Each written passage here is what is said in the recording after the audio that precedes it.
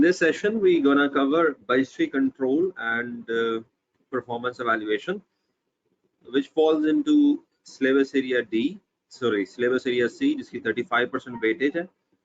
अब इस सिलेबस में जितनी भी वेटेज है उसमें ज्यादातर सवाल जो आ रहे होते हैं वो या तो आते हैं इन डिविजनल परफॉर्मेंस मेजर्स में से, जो हमारा कल का टॉपिक है ROI, RI, EVA, which falls into divisional performance measurement। ज्यादातर क्वेश्चन या तो इसमें से आ रहे होते हैं या फिर उससे भी इम्पोर्टेंट जो एरिया है वो ट्रांसफर प्राइसिंग का।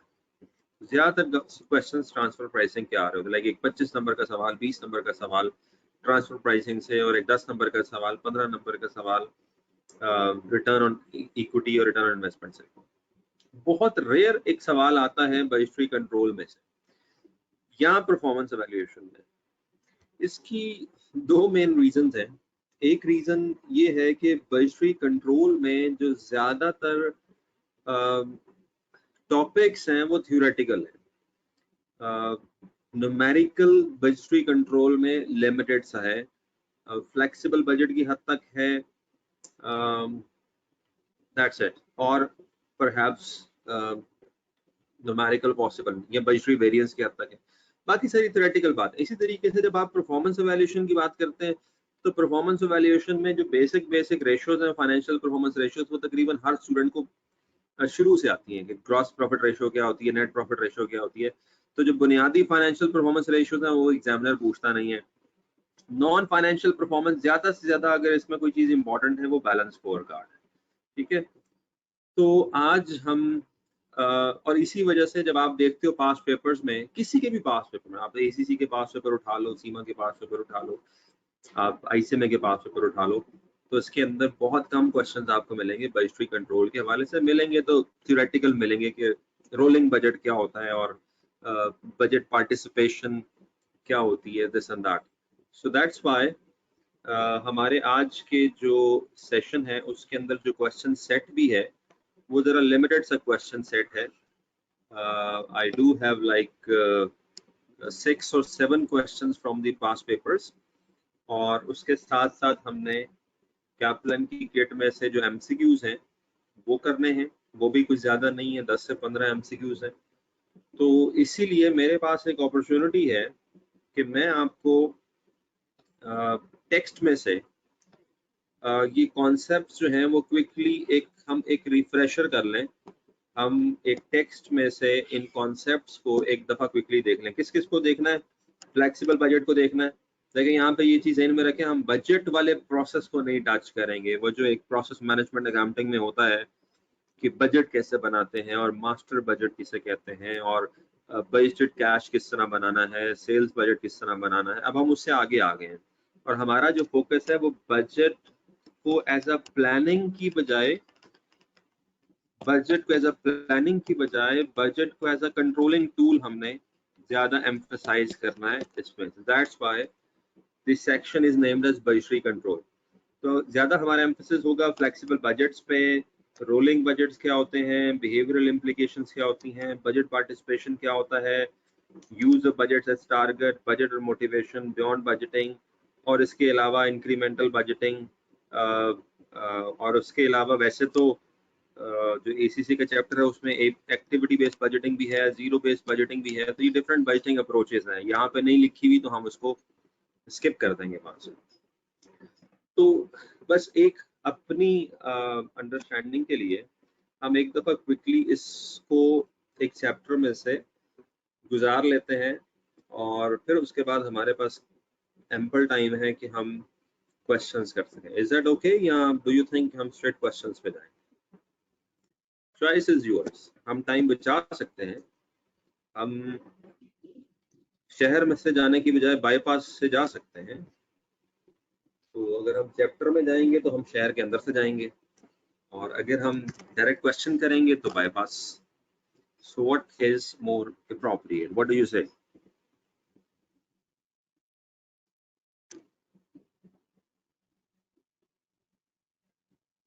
चलें जी, आप कह रहे हैं कि हम शहर के अंदर से जाएं। तो I will be quick.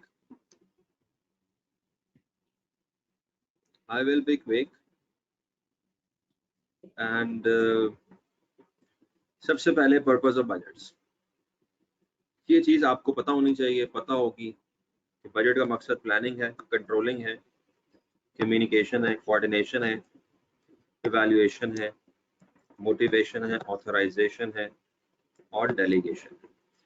Budget एक प्लानिंग डिवाइस है, बजट एक कंट्रोलिंग डिवाइस है, बजट के थ्रू आप कम्युनिकेट करते हो, बजट मोटिवेट भी कर सकता है, बजट डीमोटिवेट भी कर सकता है, बजट डेलीगेट करता है अथॉरिटीज को, बजट ऑथराइज करता है। So these are various functions, various purposes of making a budget. और इसके ऊपर आज थोड़ा सा हमारा ज्यादा ध्यान होगा इस चैप्टर में मोटिवेशनल एस्पेक्ट पे और कंट्रोलिंग एस्पेक्ट पे।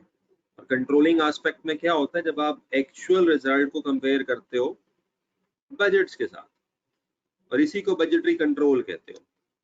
एक कंट्रोल होता है आप एक्चुअल को स्टैंडर्ड से कंपेयर करते हो, वो वेरिएंस निकल आता है, वो आपका स्टैंडर्ड कॉस्टिंग वाला वेरिएंस एनालिसिस है। लेकिन अगर आप एक्चुअल को बजट से कंपेयर करते हो तो ये आपका बजटरी कंट्रोल आ जाता है, क्योंकि आपको वेरिएंस का पता लगता है और फिर आप उन वेरिएंसेस को एनालाइज करते हो।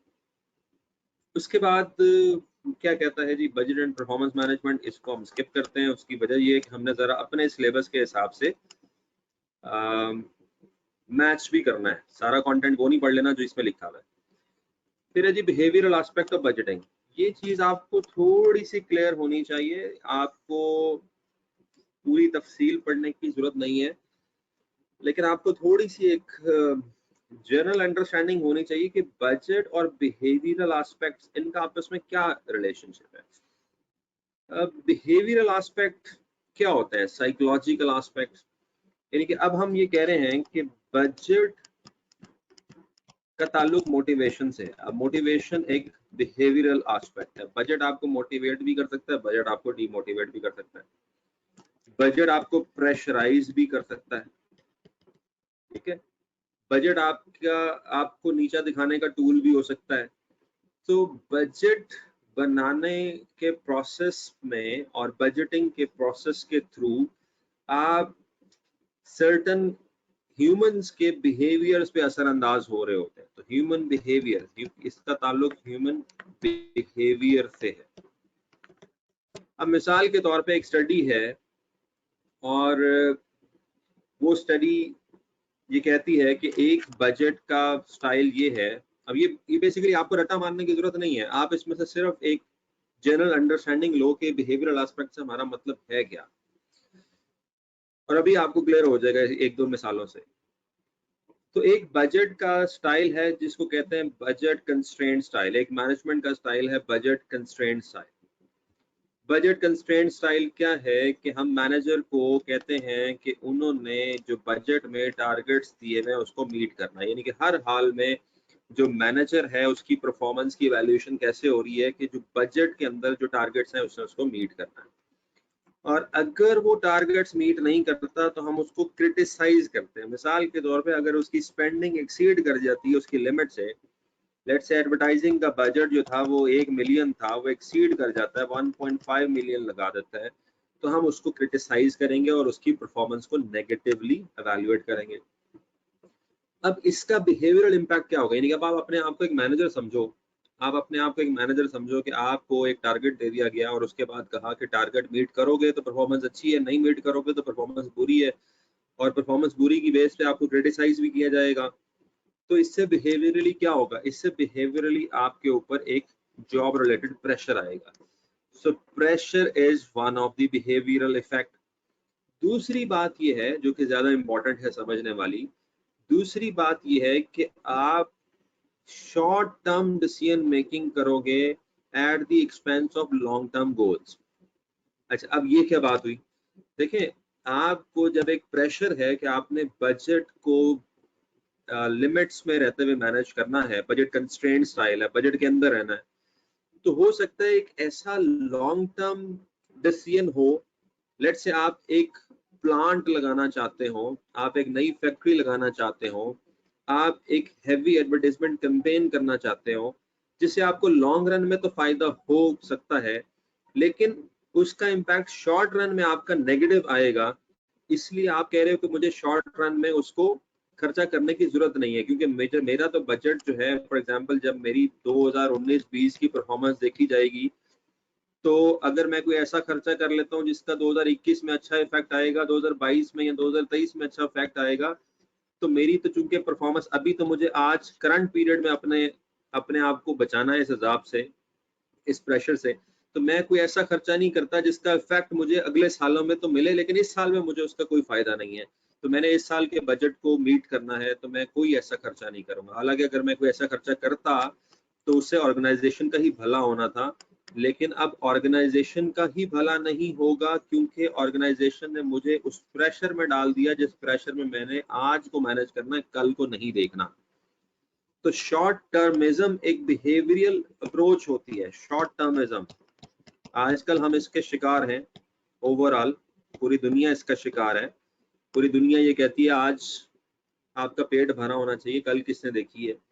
तो शॉर्ट टर्म जो बिहेवियर्स हैं वो ऐसे नहीं बन जाते, उनके पीछे कोई ना कोई स्टाइल्स होते हैं, कोई ना कोई प्रेशर्स होते हैं।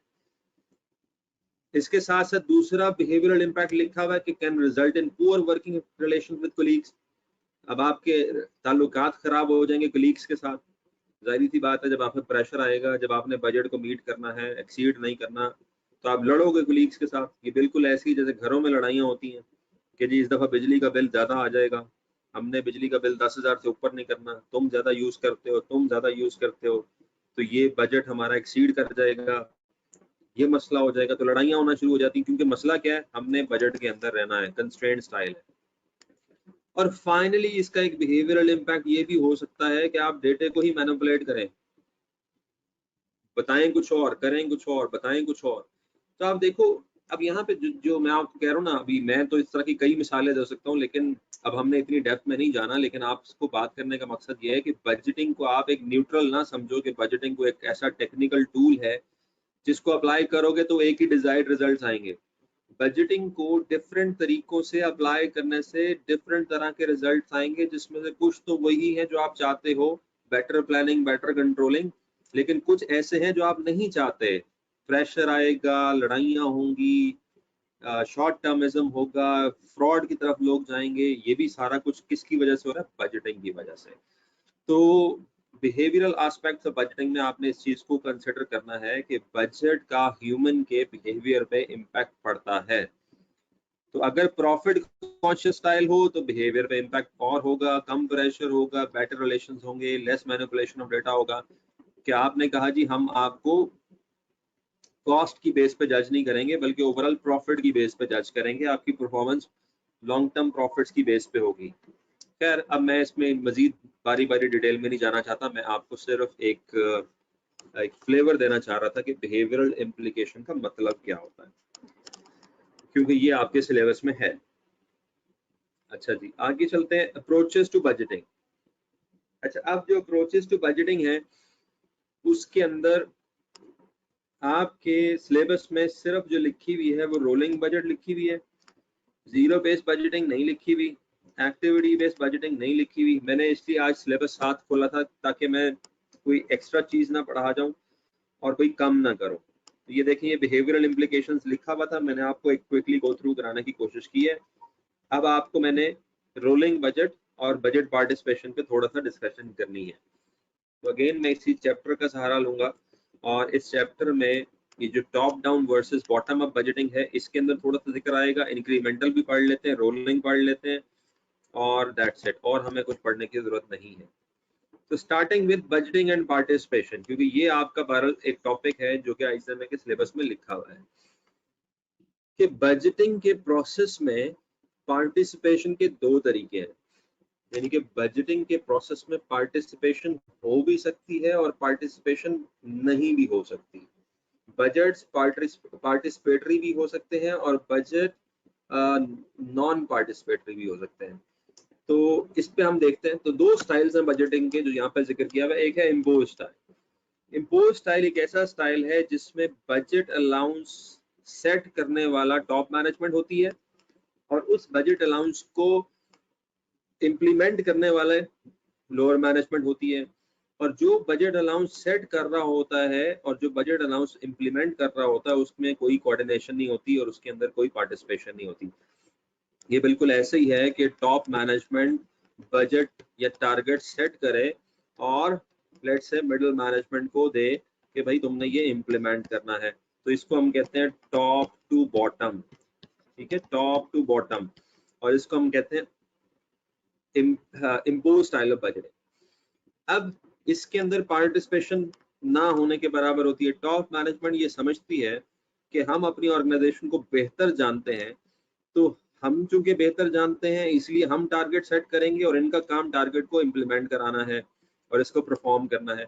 तो वो ज्यादा नहीं पूछते, ज्यादा पार्टिसिपेशन नहीं करते। अब इसका फायदा क्या होता है? इसका फायदा ये होता है कि आपका जो विजन होता है टॉप मैनेजमेंट का, क्योंकि टॉप मैनेजमेंट को बेहतर क्लैरिटी होती है अपने कंपनी की गोल्स की, वो लॉन्ग टर्म स्ट्रेटेजिक प्रोसेस को अच्छा जानते हैं, उनके स्किल्स ज्यादा होते हैं। तो इसका एक फायदा तो यही है कि जो आप चाह रहे होते हैं टॉप मैनेजमेंट वो हो जाता है। लेकिन इसका नुकसान क्या है? इसका नुकसान ये है कि जो जिन लोगों ने इसको इम्प्लीमेंट करना है और जिन लोगों ने इसको मीट करना है, वो डीमोटिवेटेड फील करते हैं।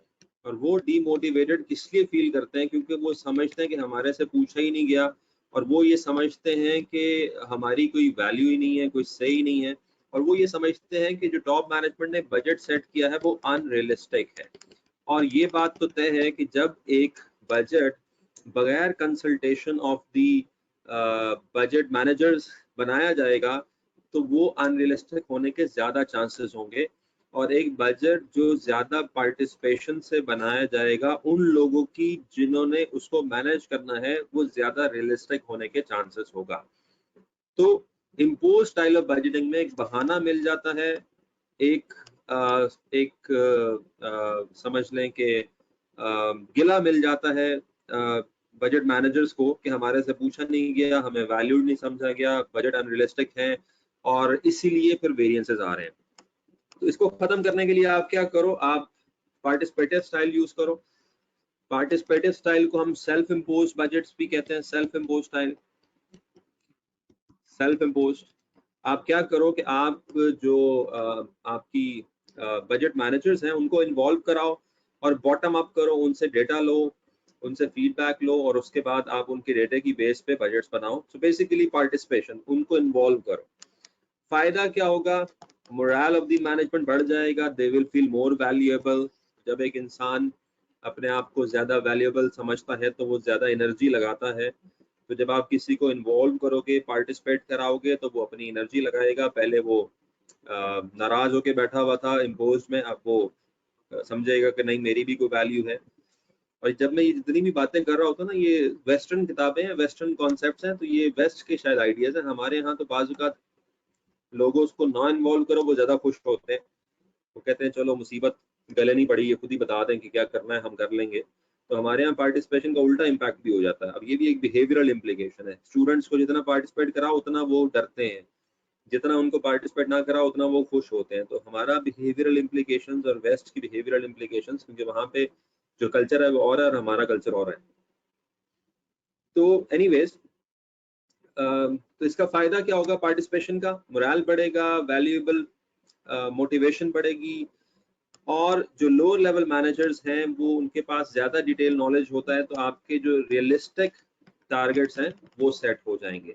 सो participation leads to more realistic budgets, participation leads to more motivation for the achievement of the goals, and participation results in more empowerment and more coordination and cooperation among the various members. तो ये बस आपने इस हद तक participation के effect को समझना है, ठीक है। चलिए आगे देखते हैं क्या है बजट एंड मोटिवेशन। ये तो खैर अभी हमारा हो गया। इंक्रीमेंटल बजट्स, इंक्रीमेंटल बजट्स क्या होते हैं कि आप पिछले साल के बजट्स उठाओ और उसमें प्लस माइनस 10% कर दो, तो उसको आप क्या कहते हो? बल्कि माइनस ना करो, प्लस 10%, प्लस 5%, प्लस 20% कर दो, तो वो कहलाते हैं इंक्रीमेंटल बजट। तो incremental budget starts with the previous budget and then they add or subtract plus or minus an incremental amount to cover inflation and other known changes. तो public sector में अक्सर ऐसे ही हो रहा होता है, पिछला बजट उठाते हैं, उसमें प्लस माइनस चेंजेस करते हैं और आपके नए बजट्स बन जाते हैं। क्विकेस्ट, इजीएस्ट, अगर स्टेबिलिटी है तो सूटेबल भी है, but then it has certain disadvantages as well. Zero based आपके सिलेबस में नहीं लिखा हुआ, मैं नहीं बात कर रहा इसके ऊपर। और इसके बाद रोलिंग बजट्स। अब रोलिंग बजट्स क्या होते हैं कि आप एक बजट बनाते हो, लाइक फॉर एग्जांपल आपने एक बजट बनाया एक साल का, डिवाइडेड इनटू 4 क्वार्टर्स। सो एक बजट बनाया, तो जैसे ही आपका एक बजट पीरियड खत्म हो गया तो आपने इस बजट को रोल कर दिया एक और पीरियड पे। तो हर वक्त ये बजट एक साल का रोल होता रहेगा। जैसे आपका एक और बजट पीरियड खत्म हो गया, आपने इस बजट को रोल कर दिया एक और पीरियड पे, ठीक है। So every time the budget is rolled and it is updated for 1 year. और जब आप रोलिंग करते हो, यानी कि बेसिकली आइडिया ये है कि कोई फिक्स बजट 5-5 साल के ना बनाओ, क्योंकि जो फ्यूचर है वो बड़ा अनसर्टन है और उसके अंदर वॉलेटाइल एनवायरनमेंट होती है और आजकल तो बड़ी क्विकली एनवायरनमेंट चेंज करती है। तो 5-5 साल के बजट बनाने की बजाय एक साल का बजट बनाओ, उसको भी आप स्मॉल पीरियड्स में डिवाइड करो, और जैसे ही एक पीरियड गुजरता है तो चूंकि आपके पास नया नॉलेज आ जाता है, आपके एस्टिमेट्स जरा चेंज हो जाते हैं, तो आप बजट को रोल करो। और रोल करने का मतलब ये होता है कि एक पीरियड ऐड करो, सो ऐड अ पीरियड, एक पीरियड ऐड करो, और जो पिछले पीरियड्स के भी जो इंफॉर्मेशन है उसको भी अपडेट करो, क्योंकि अब आपके पास अपडेटेड इंफॉर्मेशन आ गई है। So a budget, usually annual, kept continuously up to dated by adding another accounting period, for example, month or quarter, when the earliest accounting period has expired. So this is the concept of rolling budget. Nausheen पूछ रही है full year का change होगा और only for 1 period? नहीं, ये budget एक साल का बनाएंगे आप, ठीक है, बजट एक साल का बनाओगे। और अब लेट से जिस तरह मैं आपको कह रहा हूँ कि उसमें 4 क्वार्टर हैं, और लेट से इसमें 12 महीने भी आप कर सकते थे, तो एक साल का पीरियड बनाया, जैसे ही आपका पहला क्वार्टर गुजर गया तो आपने इसको रोल कर दिया, इसके अंदर एक और पीरियड आपने ऐड कर दिया, यानी कि एक और क्वार्टर ऐड कर दिया। तो होगा क्या, वो फिर एक साल का हो जाएगा। और जैसे ही दूसरा क्वार्टर खत्म हो गया तो आपने एक पीरियड और ऐड कर दिया, एक क्वार्टर और ऐड कर दिया, वो फिर एक साल का हो जाएगा। तो हर वक्त वो एक साल का ही रहेगा, लेकिन इस तरह नहीं कि वो फिक्स 5 साल का आपने एक ही दफा बना लिया। आपने एक साल का बनाया, एक पीरियड गुजरा तो आपने उसको रोल कर दिया। अब रोल एक साल पे नहीं किया, इतने पीरियड पे किया कि वो एक साल का टोटल हो गया। तो जितना साल में से अरसा गुजरा था उतना ऐड कर दिया, ताकि वो हर वक्त एक साल का रहे और हर वक्त वो अपडेटेड रहे। अब ये कॉन्सेप्ट क्यों अप्लाई हो रहा है, क्योंकि आजकल दुनिया बड़ी तेजी से बदलती है और फिक्स किस्म के बजट बनाना और लंबे लंबे बजट बनाना, लंबे लंबे अरसे के बजट बनाना, वो अब ज्यादा रेलेवेंट नहीं रहा, क्योंकि इतने ज्यादा चेंजेस आ जाते हैं कि फिर वो आपके हर वक्त वेरिएंसेस। तो एक साल का बजट बनाओ, उसको रोल करते रहो, अपडेट करते रहो, तो बजट ज्यादा रियलिस्टिक होगा। So this is the concept of rolling budget. फायदा क्या है? फायदा ये है कि आपसे पूछ रहे हैं but what is the basis for adding period. ये वेरी करेगा फ्रॉम मैनेजमेंट टू मैनेजमेंट। वो अब पीरियड को क्या समझती है एक साल के अंदर,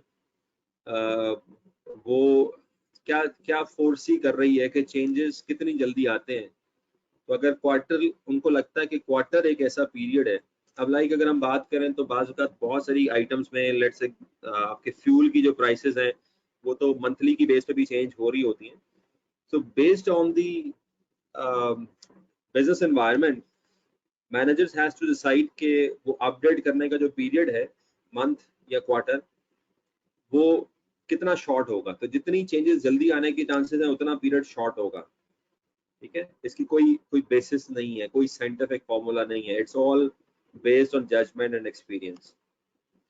एडवांटेजेस क्या हैं? Budget will be more accurate, uncertainty थोड़ी कम हो जाती है, क्योंकि जितना लॉन्ग टर्म की सोचोगे उतनी अनसर्टेनिटी होगी, जितना शॉर्ट टर्म की सोचोगे उतनी सर्टेनिटी होगी। अब हमने क्या सोचना है? हमने सिर्फ अगले 3 महीने का सोचना है, फिर अगले 3 महीने का सोचना है, फिर अगले 3 महीने का सोचना है, या हम एक वक्त में सिर्फ 1 साल आगे देख रहे हैं। तो 1 साल आगे देखना आसान है, 5 साल आगे देखना बहुत मुश्किल है। and the budget is always extended into future, normally 12 months.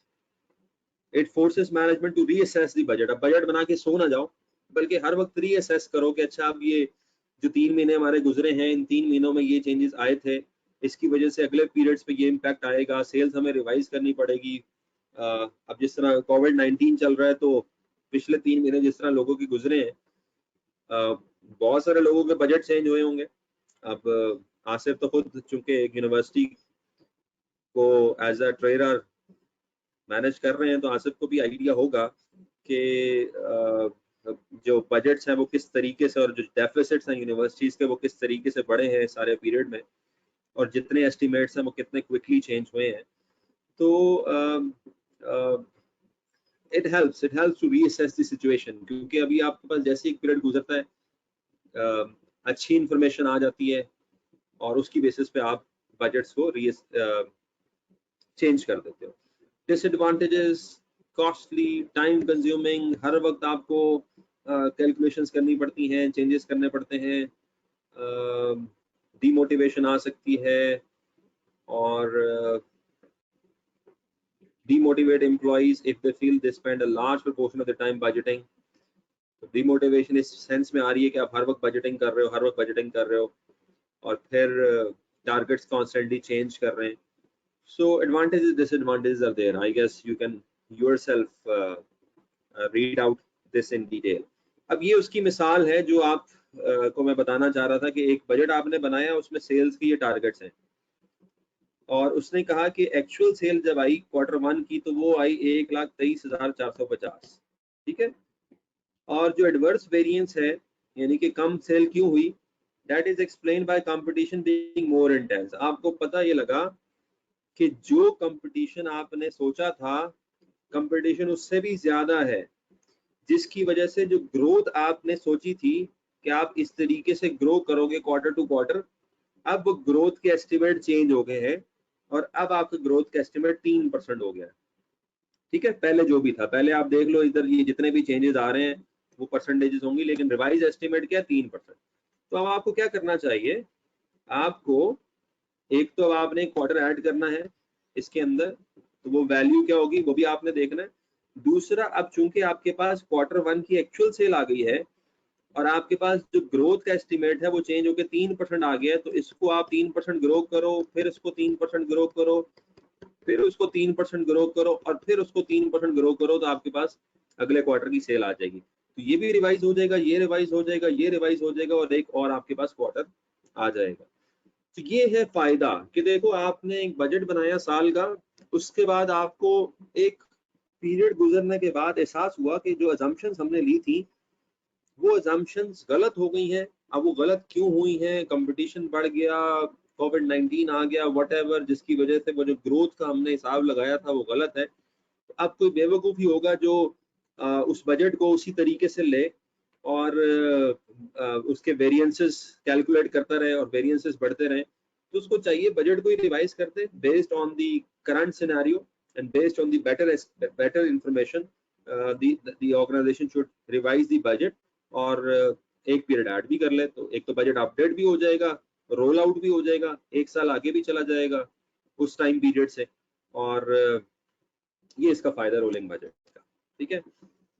उसके बाद एक्टिविटी बेस्ड बजटिंग आपके सिलेबस में नहीं लिखा हुआ, लेकिन अगर कभी गलती से सवाल आ जाए तो बात ये है कि एक्टिविटी बेस्ड कॉस्टिंग के प्रिंसिपल्स को यूज करते हुए जब आप बजट बनाओगे तो उसको एक्टिविटी बेस्ड बजटिंग कहेंगे, और एक्टिविटी बेस्ड कॉस्टिंग के प्रिंसिपल्स चूंकि हमें पता है तो इसलिए उसको हम इजीली अप्लाई कर सकते हैं। फीडबैक कंट्रोल और फीड फॉरवर्ड कंट्रोल, ये सिलेबस में तो नहीं लिखा हुआ, लेकिन मुझे लगता है कि पिछले दिनों किसी ने मेरे से सवाल पूछा था फीडबैक और फीड फॉरवर्ड। तो एक्चुअल को मैं ऐसे ही, चलो अब ऐसे ही बता रहा हूँ क्योंकि मुझे बताने में कोई ज्यादा टाइम तो लगना नहीं है। एक्चुअल को अगर आप बजट के साथ कंपेयर करो तो उसको हम कहते हैं फीडबैक कंट्रोल, फीडबैक कंट्रोल। लेकिन अगर आप बजट को फोरकास्ट के साथ कंपेयर करो, या इन अदर वर्ड्स फोरकास्ट को बजट के साथ कंपेयर करो, तो उसको कहते हैं फीड फॉरवर्ड कंट्रोल। तो एक तरीका तो ये है कि आप बजट बनाओ और आगे मुस्तकबिल में जब एक्चुअल रिजल्ट्स आ जाए तो फिर पीछे मुड़ के देखो, ठीक है, इसलिए फीडबैक का लफ्ज है। पीछे मुड़ के देखो कि भाई ये बजट बनाया था, ये एक्चुअली हो गया है, पीछे मुड़ के देखा तो पता लगा कि हमने बजट से ज्यादा या कम बनाया या व्हाटएवर जो भी रिजल्ट्स हैं, पीछे मुड़ के देखा, फीडबैक। और एक है कि आगे देखो, बजट बनाओ और आगे देखो कि जिस तरीके से हमारा जो ट्रेंड जा रहा है पिछली सेल का, यानी कि सेल्स का बजट बना दिया, तो सेल्स का बजट आ गया 1 मिलियन यूनिट्स। तो आपने कहा जो हमारा ट्रेंड है इसके हिसाब से अगर हम आगे देखते हैं तो हमारी सेल, जो बजट हमने बनाया है 2021 का, तो ट्रेंड के मुताबिक हमारी 2021 की सेल 1.8 मिलियन की बनती है। ट्रेंड का मतलब है जो हालात हमारे चल रहे हैं उसी तरीके से। तो अब ये है feed forward control. Feed forward का मतलब ये हुआ कि अभी आपने पहले ही, यानी कि यूं समझ लें आपने ख्वाब देखा है, ठीक है, यूं समझ लें आपने ख्वाब देखा, रात को आप सोए, आपने कहा कि अच्छा ये मैं अगले साल में मुझे ये क्लियर कर लेना चाहिए था आईसीएम में, और ख्वाब में आया कि वो आईसीएम में जो है वो क्लियर नहीं हो रहा, फॉर एग्जांपल, ठीक है, तो आप क्या करोगे, आप हड़बड़ा के उठ जाओगे और अपने आप को रेक्टिफाई करोगे। तो वो चीज जो साल बाद आपको पता लगनी थी वो आज ही पता लग जाएगी और आप कोई ना कोई एक्शन ले लोगे। तो फीड फॉरवर्ड कंट्रोल में यूं समझ लो आप बजट को अपनी फोरकास्ट के साथ कंपेयर करते हो।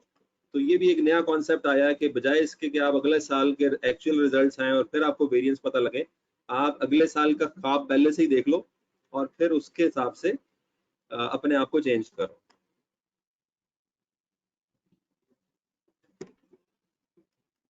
ओके, आई नो बहुत सारे लोग आपको ये मिसाल अजीब भी लगी होगी और कुछ लोग को इंटरेस्टिंग भी लगी होगी। बहरहाल पढ़ाते हुए बाज का जो बंदे के दिमाग में आता है वो बोल ही जाता है। तो बीइंग अ टीचर हम जब ये चीजें 100 दफा पढ़ा रहे होते हैं तो 100 मुख्तलिफ मिसालें जहन में आ रही होती हैं। पता नहीं अचानक ये मिसाल मेरे जहन में आ गई ख्वाब वाली, तो मैंने आपको दे दी, लेकिन काफी हद तक रेलेवेंट मिसाल है। मेरे ख्याल में कॉन्सेप्ट समझ आना चाहिए, मिसाल जैसी मर्जी हो। कुछ लोगों ने फेल होने पे जरा माइंड जरूर किया होगा, बट एनीवेज।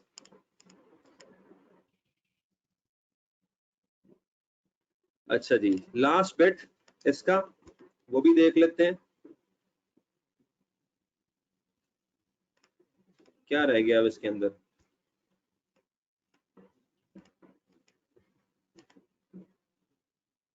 मैं जरा उधर चला जाता हूँ। तो हमने फ्लेक्सिबल बजट कर लिया। फ्लेक्सिबल बजट अभी हमने बहरहाल नहीं किया। फ्लेक्सिबल बजट में आपको क्वेश्चन से करा देता हूँ। बिहेवियरल एस्पेक्ट हो गया, बजट पार्टिसिपेशन हो गया, बजट टारगेट, बजट मोटिवेशन हो गया, बियॉन्ड बजटिंग। अच्छा, बियॉन्ड बजटिंग के बारे में मैं बस इतना बता देता हूँ कि आजकल एक कैंपेन चल रही है कि बजट की जरूरत ही नहीं है। ठीक है, ये जो इतना लंबी एक्सरसाइज होती है ऑर्गेनाइजेशंस में बजट्स की, इसकी कोई जरूरत ही नहीं है। ठीक है, और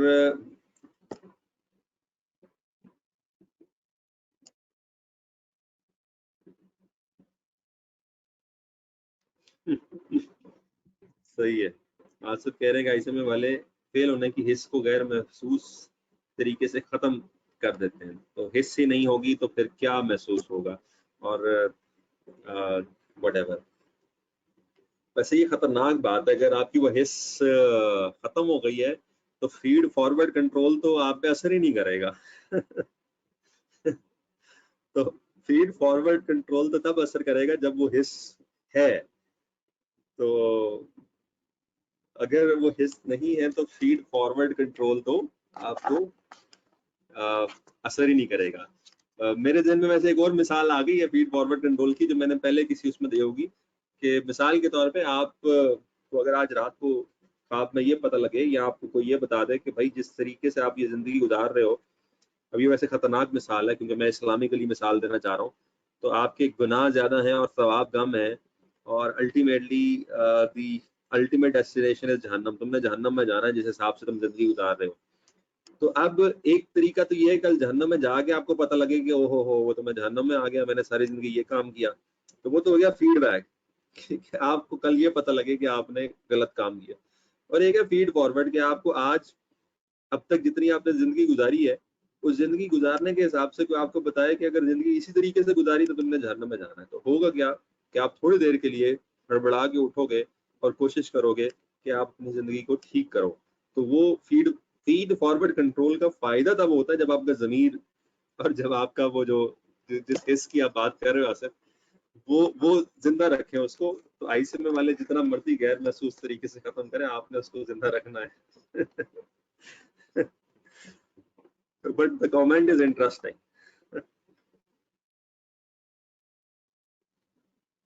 बियॉन्ड बजटिंग, मैं आपको ये बता रहा था कि बियॉन्ड बजटिंग की एक कैंपेन है।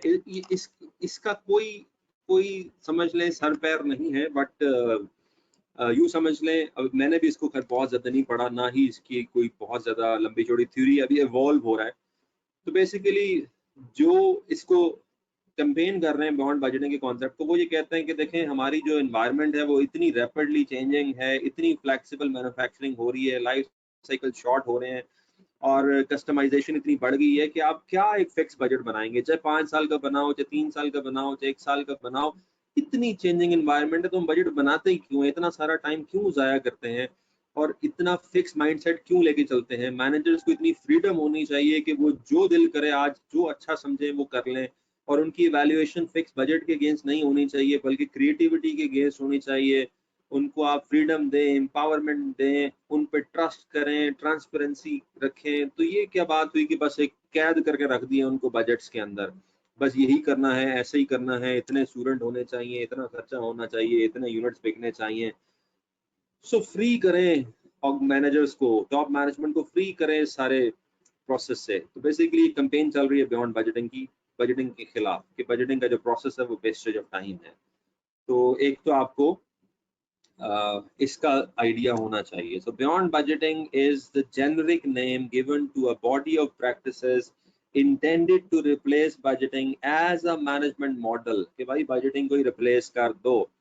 The core concept is the need to move from a business model based on centralized organization hierarchies to the one based on devolved one। तो centralization से निकल कर decentralization पे आओ, पावर नीचे लेके जाओ, हर बंदे को फ्रीडम दो कि वो बदलते हालात के हिसाब से जो बेहतर समझे वो करे, और उसको जो टारगेट्स दो, जो उसके केपीआईज हों, वो परफॉर्मेंस बेस्ड हो, ना कि वो फिक्स केपीआईज हों, वो फ्लेक्सिबल हों, वो अडेप्टिव हों, दिस एंड दैट। अब ये मैं इससे ज़्यादा खुद भी नहीं जानता इन सारी चीज़ों को, कोई प्रिंसिपल्स भी लिखे हुए इसके 5-6, लेकिन मेरे ख्याल में इन प्रिंसिपल्स को भी पढ़ना और समझना, ये प्रिंसिपल्स इन इटसेल्फ इवॉल्व हो रहे हैं, किसी ने 10 लिखे हुए, किसी ने 5 लिखे हुए, बातें वही हैं जो मैं आपसे कर रहा हूँ।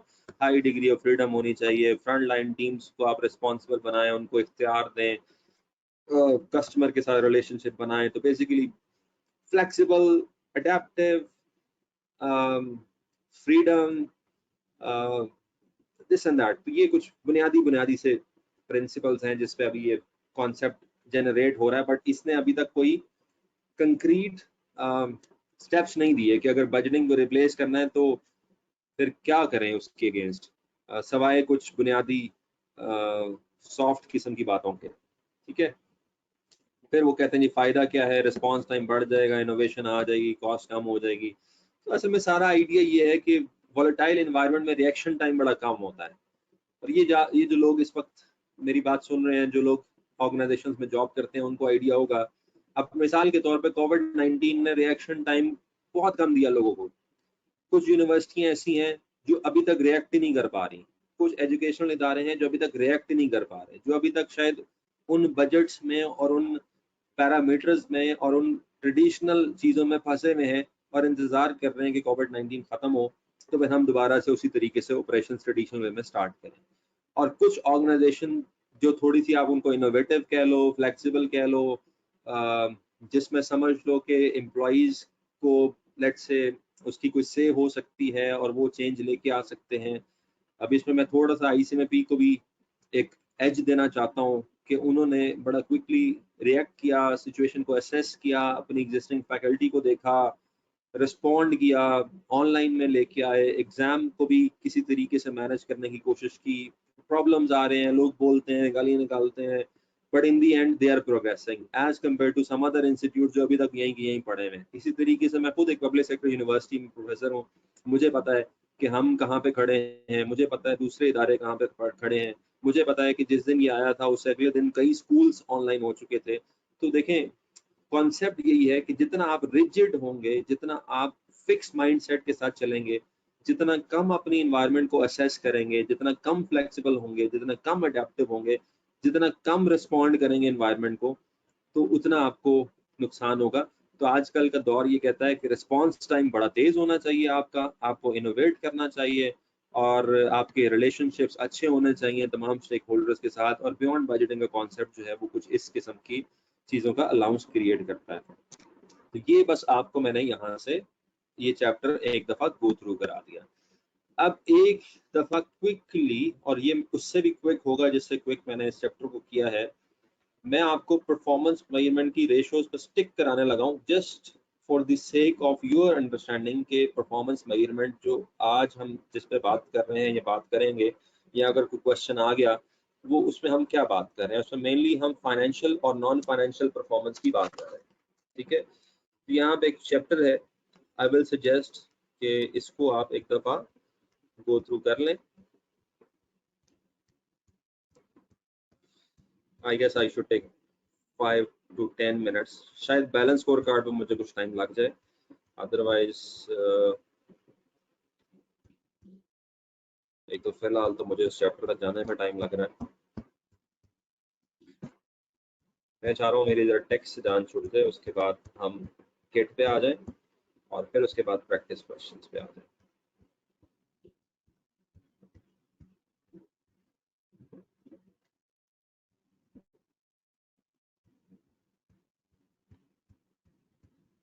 so, इस टाइम ये टैबलेट मोड में है तो मैं स्क्रॉल डाउन ऐसे ही कर सकता हूँ उंगली से, अदरवाइज इसको मैं माउस से लेके जाता हूँ।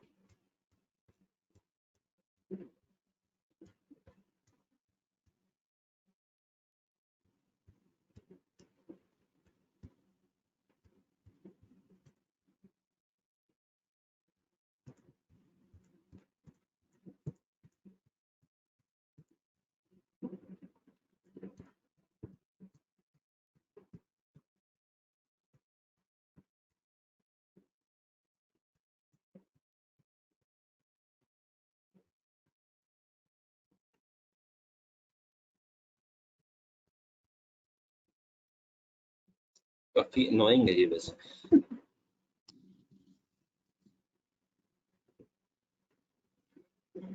Okay, we are there finally. Performance measurement and control, तो इसके अंदर जी बस मैं क्विकली टेक करने लगा हूँ। ये सारा वो पार्ट है जो आपको बहुत अच्छे तरीके से आता है।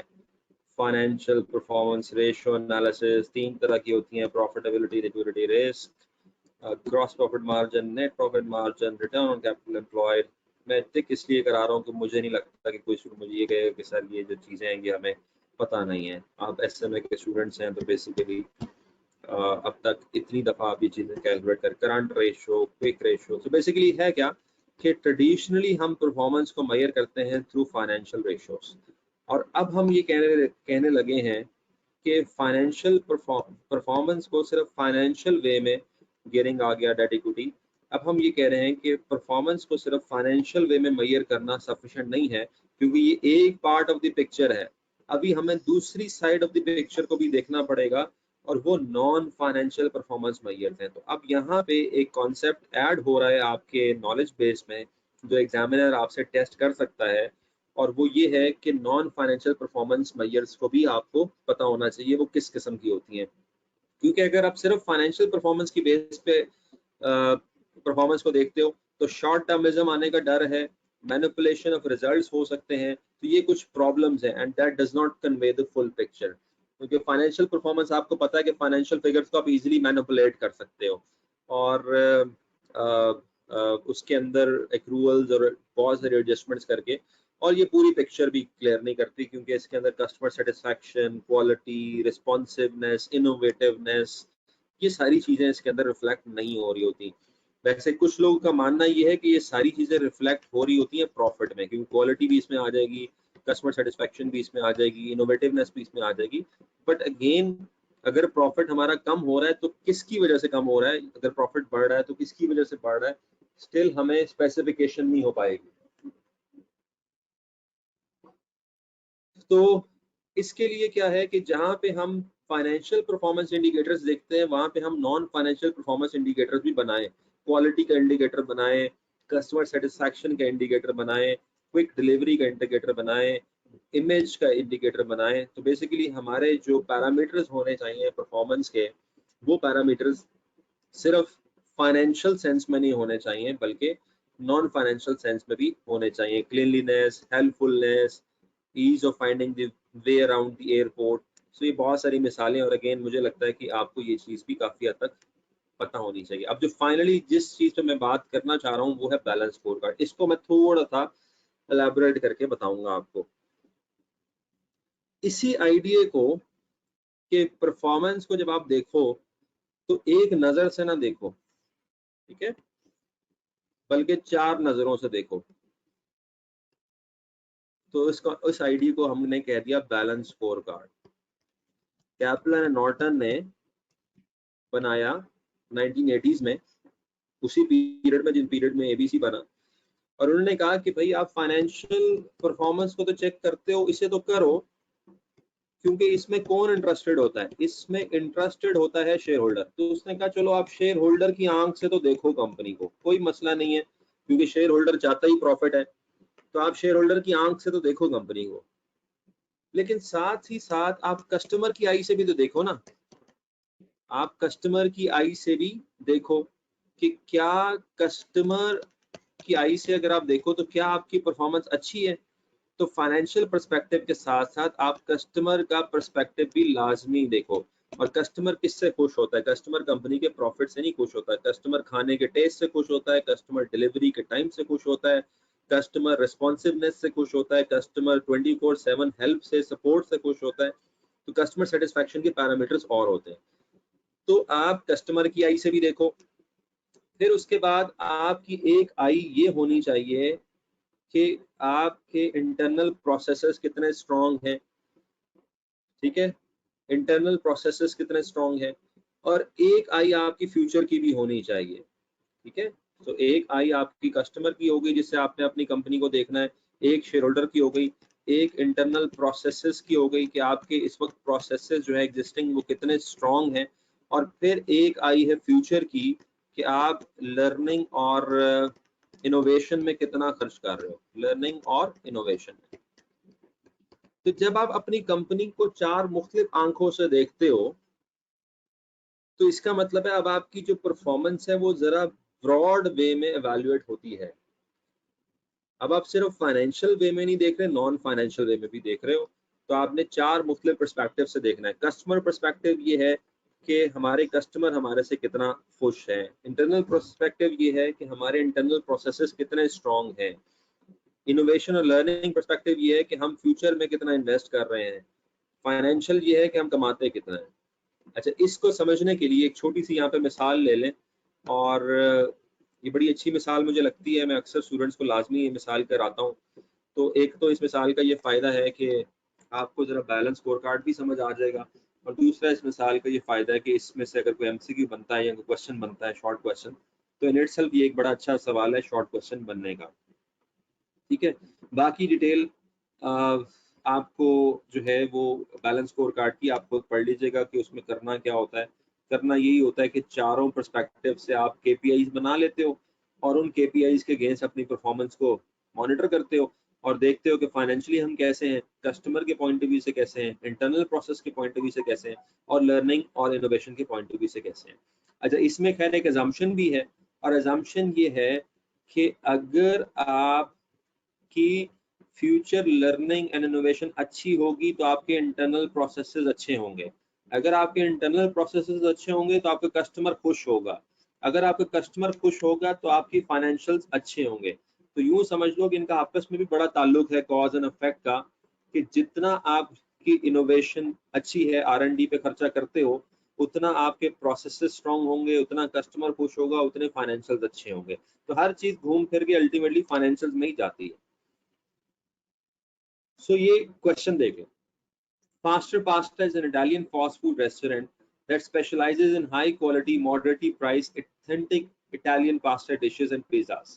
Restaurant has decided to implement a balanced scorecard approach. अब इन्होंने क्या कहा? इन्होंने बैलेंस स्कोरकार्ड अप्रोच अप्लाई करनी है। तो जब इन्होंने बैलेंस स्कोरकार्ड अप्रोच अप्लाई करनी है तो पहला काम इनका ये होगा कि ये चारों डायमेंशन में अपने KPIs बनाएंगे, गोल्स बनाएंगे।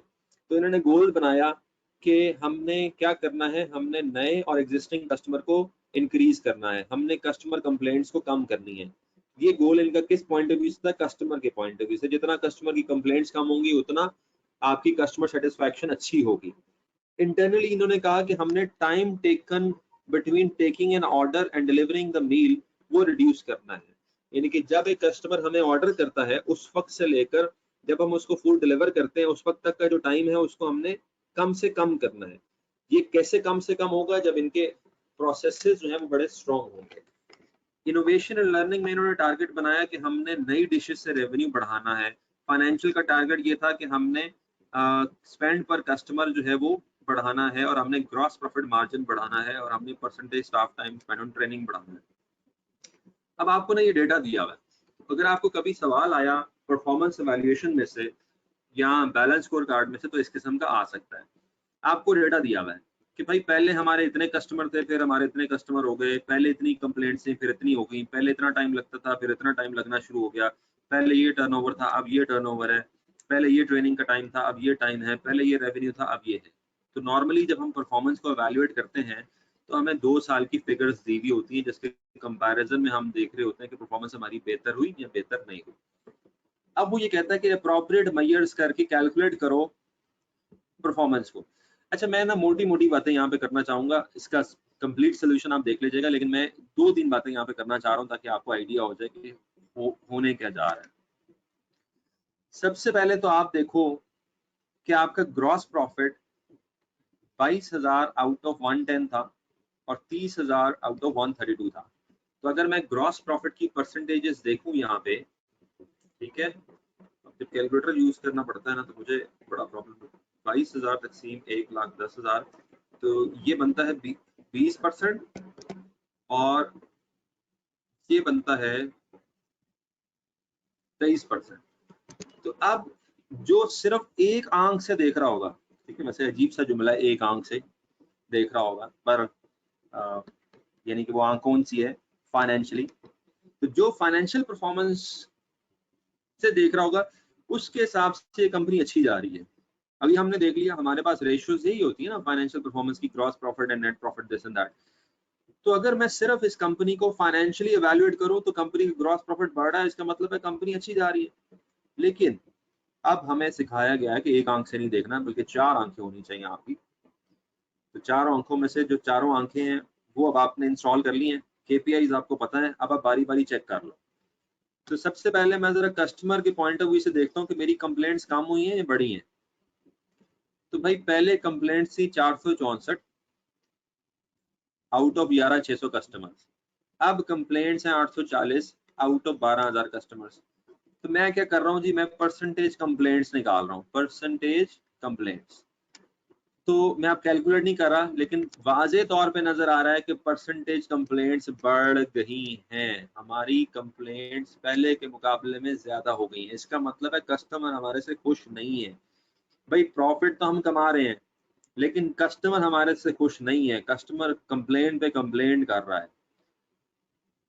और अगर हम ये एनालिसिस करें कि हमारे नए कस्टमर कितने हैं as a percentage of total और पुराने कस्टमर कितने as a percentage of total, तो यहाँ से आपको एक बात पता लगेगी कि हमारे पुराने customer as a percentage of total कम हो रहे हैं और नए कस्टमर बढ़ रहे हैं। अब आपको पता है कि नया कस्टमर तो ट्राई करने के चक्कर में भी आ जाता है, असल जो फीडबैक होती है वो पुराने कस्टमर की होती है कि वो रिटर्न होता है या नहीं होता।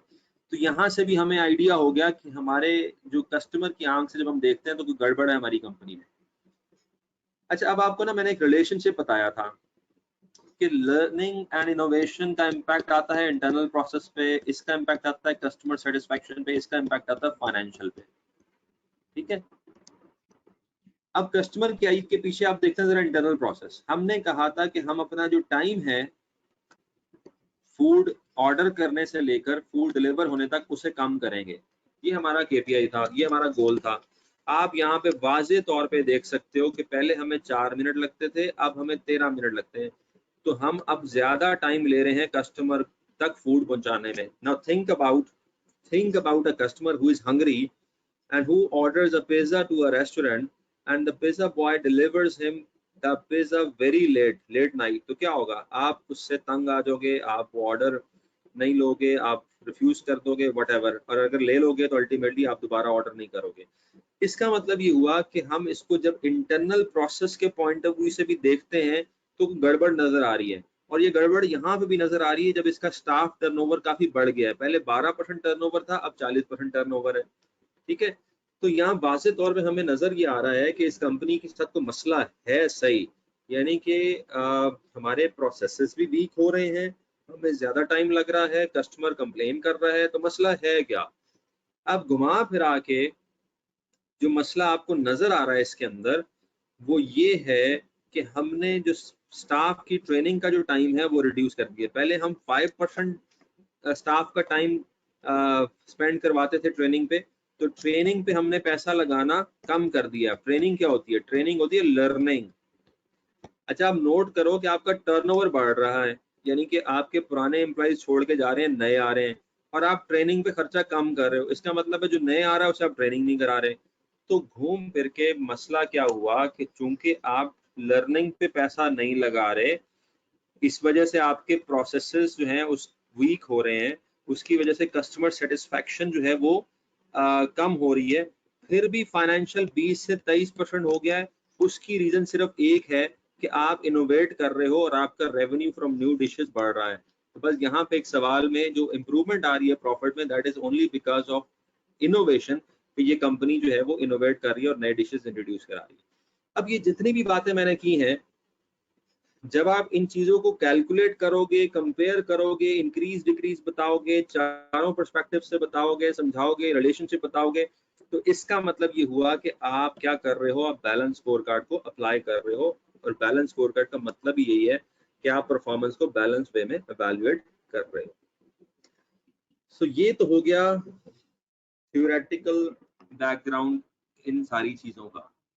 अगर कोई क्वेश्चन है तो पूछ लें। अब मैं उसके बाद जाता हूँ कैप्लन की किट पे, और यहाँ से जो 12-13 एमसीक्यूज हैं ये कर लेते हैं, वो भी जो रेलेवेंट होंगे हमारे से, क्योंकि सारे रेलेवेंट भी नहीं है। इसका ना बहुत कम रिसोर्स अवेलेबल है क्वेश्चन वाइज, और एग्जामिन भी कम होता है। तो फिर उसके बाद हम चले जाएंगे अपने लॉन्ग क्वेश्चंस पे। So do you have any question? मुझे मैंने इवन P1 सीमा की किताब से भी देखे, क्योंकि थोड़े से सिलेबस मिसमैचेस हैं, तो बहुत लिमिटेड एमसीक्यूज अवेलेबल है। उसमें से पहला एमसीक्यू यहाँ पे जो नजर आ रहा है, इसमें एक्टिविटी बेस्ड बजटिंग है, तो नेचुरली एक्टिविटी बेस्ड बजटिंग हमारे सिलेबस में नहीं है, हम ये नहीं करेंगे। दूसरा एमसीक्यू है, उसके अंदर दो स्टेटमेंट्स हैं, और वो भी स्ट्रेटेजिक प्लानिंग और ऑपरेशनल प्लानिंग से रिलेटेड है। खैर इसको हमें कर लेना चाहिए। क्वेश्चन क्या है, the following statements have been made about budgetary system in the performance hierarchy, developing new products in response of the change in technology is a budgeted activity that would fall into operational planning। ये मेरे ख्याल में आप लोग मुझे आसानी से बता देंगे कि क्या ये ऑपरेशनल प्लानिंग में फॉल करता है। और दूसरा जो स्ट्रेटेजिक प्लानिंग है, it looks at the business as a whole and define resource requirements। वैसे दूसरी स्टेटमेंट तो काफी बेहतर है। What about first statement? क्या आप समझते हैं कि नए प्रोडक्ट्स को डेवलप करना in response to change in technology operational planning के अंदर आता है, और this is part of strategic planning.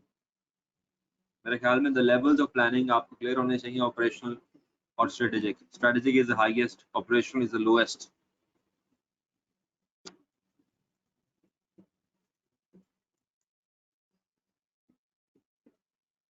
यहाँ पे तो सारे पानी पीने नहीं निकल गए, कोई जवाब नहीं आ रहा।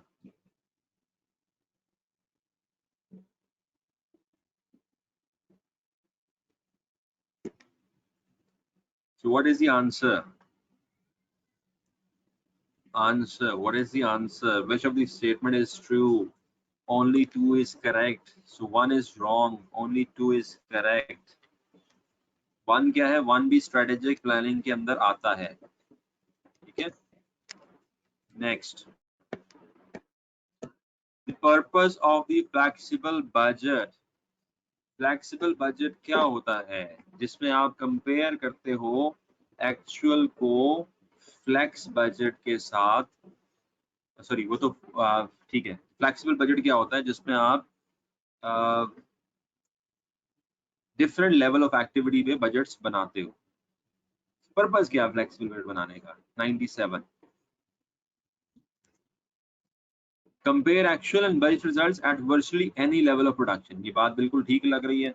Reduce the total time in preparing the budget गलत है। Allow management some latitude in meeting goals गलत है। एलिमिनेट साइकिल फ्लक्चुएशन गलत है। तो इसमें वाज़ेह तौर पे ऑप्शन जो है वो पहला है कि फ्लेक्सिबल बजट हम इसलिए बनाते हैं हम ताकि हम एक्चुअल को बजट रिजल्ट के साथ कंपेयर कर सकें virtually at any level of production. ठीक है। और फ्लेक्सिबल बजट कैसे बनता है? जब आप बजट में कॉस्ट को बिहेवियर के हिसाब से लेते हो, फिक्स कॉस्ट को अलग कर लेते हो, वेरिएबल कॉस्ट को अलग कर लेते हो, फिर हम फ्लेक्स कर लेते हैं। Types of budget. What is the name given to a budget which has been prepared by building on a previous period's budget or actual figures? जो बजट पिछले साल की फिगर्स की बेस पे बनता है उस बजट को क्या कहते हैं? हमने बड़े वाज़ेह तौर पे पढ़ा, उस बजट को हम इंक्रीमेंटल बजट कहते हैं। ठीक है, एक ऐसा बजट जो पिछले साल की पिछले पीरियड की फिगर्स की बेस पे बने उसको हम इंक्रीमेंटल बजट कहते हैं। 99 मैंने आपको फीड फॉरवर्ड और फीड बैकवर्ड समझाया था। The following statements have been made about feed forward control budgetary systems. Number one, feed forward control system have an advantage over other types of control in that it establishes how effective the planning was, and feed forward control occurs within an activity in progress. So which of these statement is correct?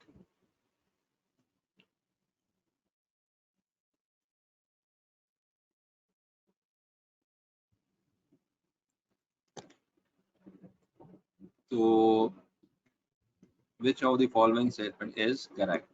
इनमें से कोई भी correct नहीं है।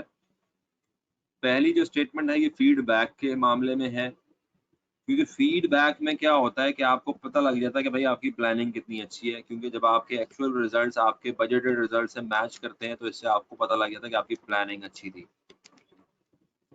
Feed forward controls occurs while an activity is in progress, ये बात भी गलत है, क्योंकि फीड फॉरवर्ड कंट्रोल तो अभी आप काम भी नहीं करते कि आप आगे जाके देखना शुरू हो जाते हो, यानी कि आप बजट को एक्चुअल के साथ तो कंपेयर नहीं करते, फोरकास्ट के साथ कंपेयर करते हो। फोरकास्ट भी तो अंदाजा ही है ना, तो एक्टिविटी तो अभी हुई नहीं।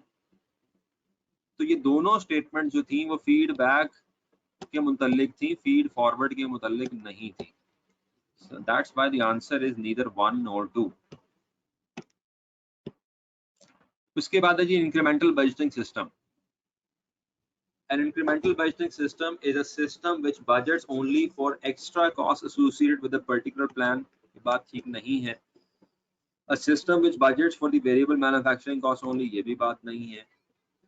A system which prepare budgets only after the manager responsible has justified the continuation of relevant activity, ये बात भी गलत है। ये जीरो बेस्ड बजटिंग से रिलेटेड होती है, ये हमारा क्वेश्चन ही नहीं था।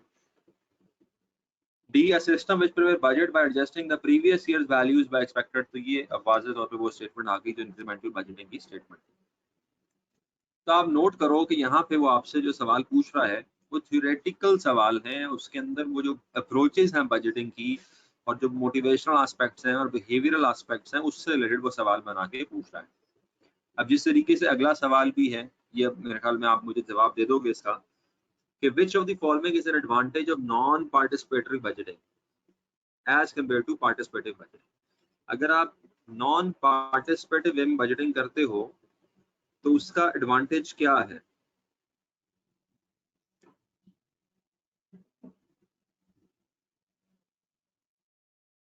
इसका एडवांटेज यही है कि लेस टाइम कंज्यूमिंग होगा, बस यही एडवांटेज है। बस बजट बनाया और दे दिया, तो पार्टिसिपेशन में टाइम बहुत ज़्यादा होता है। उसके बाद जो अगला क्वेश्चन है ये एक्टिविटी बेस्ड बजटिंग का क्वेश्चन है। एक्टिविटी बेस्ड बजटिंग आपके सिलेबस में नहीं है। मास्टर बजट क्या होता है ये आपको पहले से ही पता है कि budget income statement, budget balance sheet और बजट कैश फ्लो को मास्टर बजट कहते हैं। फिर उसके बाद क्वेश्चन नंबर 104 है, the following statement have been made regarding different types of budget. ये तीन स्टेटमेंट्स हैं, फ्लेक्सिबल बजट से रिलेटेड, इंक्रीमेंटल बजटिंग से रिलेटेड और रोलिंग बजट से रिलेटेड। तीनों मैंने आपको पढ़ाए हैं, आपने बताना है इन तीनों में से कौन सी ट्रू है। जरा तीनों पढ़ लें और मुझे जवाब दे दें।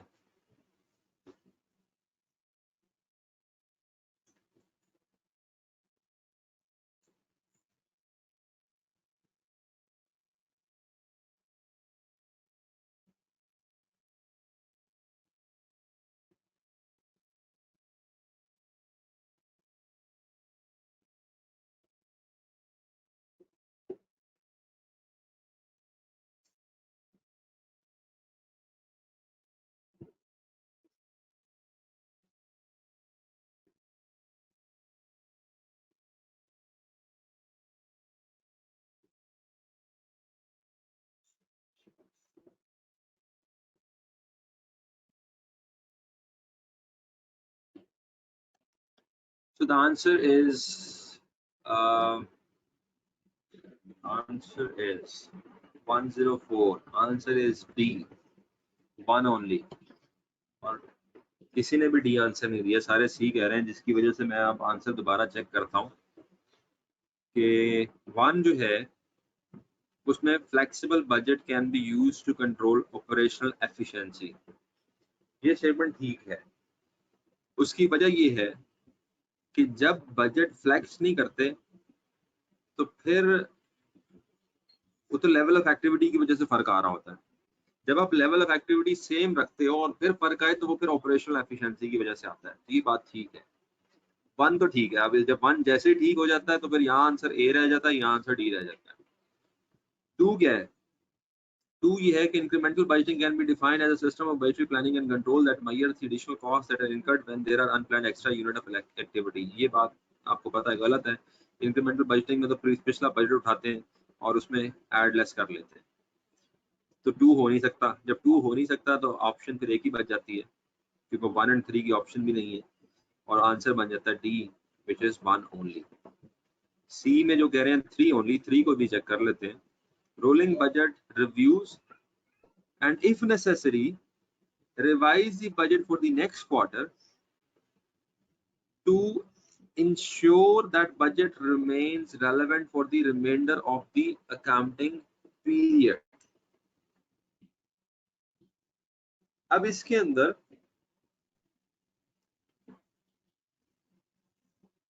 ये क्या कह रहा है? पार्शियल स्टेटमेंट पास कर रहा है। पार्शियल स्टेटमेंट क्या है कि रोलिंग बजट रिव्यू करता है अगर जरूरत पड़े, if necessary, sorry, rolling budget review करता है एंड इफ नेसेसरी रिवाइज करता है बजट को for the next quarter to ensure that budget remains relevant.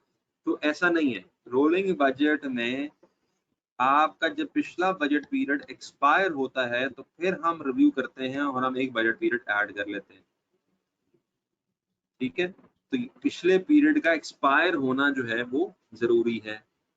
बहरहाल ये काफी क्लोज था। सी काफी हद तक क्लोज है, रोलिंग बजट का काफी इंप्रेशन दे रहा है, और आई कैन इमेजिन कि आप लोगों ने क्यों आंसर दिया सी। बट यहाँ पे जो रैशनल है, जो आंसर में भी सोल्यूशन में लिखा हुआ है कि रोलिंग बजट ऐसे नहीं करता कि रिव्यू करे और अगर जरूरी समझे तो रिवाइज करे। रोलिंग बजट को बनाया इस तरीके से जाता है कि जब एक बजट पीरियड एक्सपायर होता है तो हम अगला पीरियड ऐड कर देते हैं, और इसी का नाम रोलिंग है। जिसमें कारपेट रोल होता है कि इधर से खींचते जाओ उधर से आगे जाता है, तो उसी तरीके से बजट भी रोल होता है, और रोल ऑटोमेटिकली होता है जैसे एक पीरियड एक्सपायर होता है। ये नहीं है कि इफ नेसेसरी रिवाइज करेंगे। और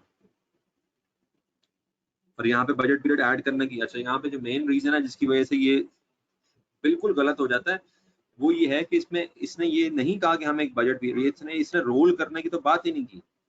इसने ये तो कह दिया कि हम रिवाइज करेंगे, लेकिन एक और बजट पीरियड ऐड करेंगे ये इसने कहा ही नहीं। तो रोलिंग वाला एलिमेंट तो फिर इसके अंदर हुआ ही नहीं। So that's why clear cut ये आंसर इनकरेक्ट है।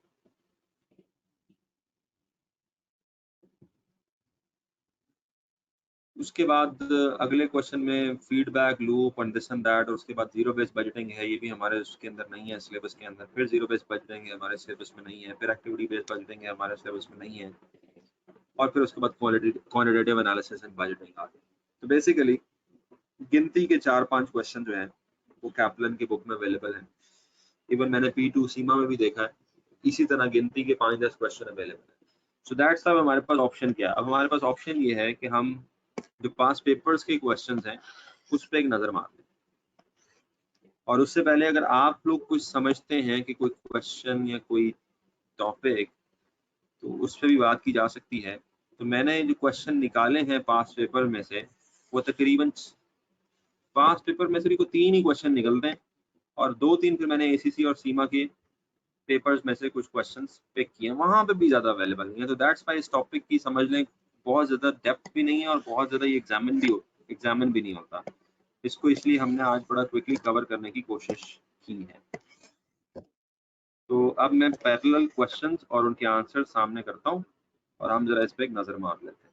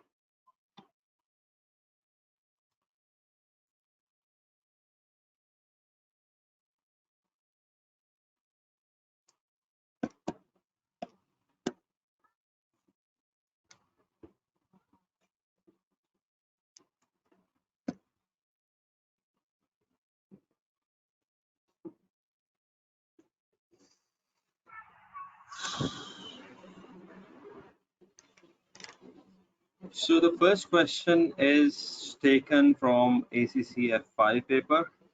इसमें हमारे पास एक्चुअल और बजट रिजल्ट्स हैं, और आप नोट करें कि जो एक्चुअल और बजट रिजल्ट्स हैं उनका जो लेवल ऑफ एक्टिविटी है वो उसमें फ़र्क है। बजट 1200 मील्स पे है जबकि एक्चुअल 1560 पे है, और हमें कहा जा रहा है कि हमने फ्लेक्स बजट बनाना है। ज़ाहिर सी बात है कि हम फ्लेक्स बजट जब बनाएंगे तो उस फ्लेक्स बजट को हम 1200 मील्स पे बनाएंगे, ठीक है। लेकिन जितना कि आसान दिख रहा है, that is complicated because of complicated statements passed। और अब चूंकि आप लोग बहरहाल कंप्यूटर बेस्ड पेपर दे रहे हैं, एमसीक्यू बेस्ड दे रहे हैं, तो वी कैन नॉट एक्सपेक्ट कि ये इसी कॉम्प्लिकेशन में और इसी डेप्थ के साथ आपसे पूछा जा सकता है।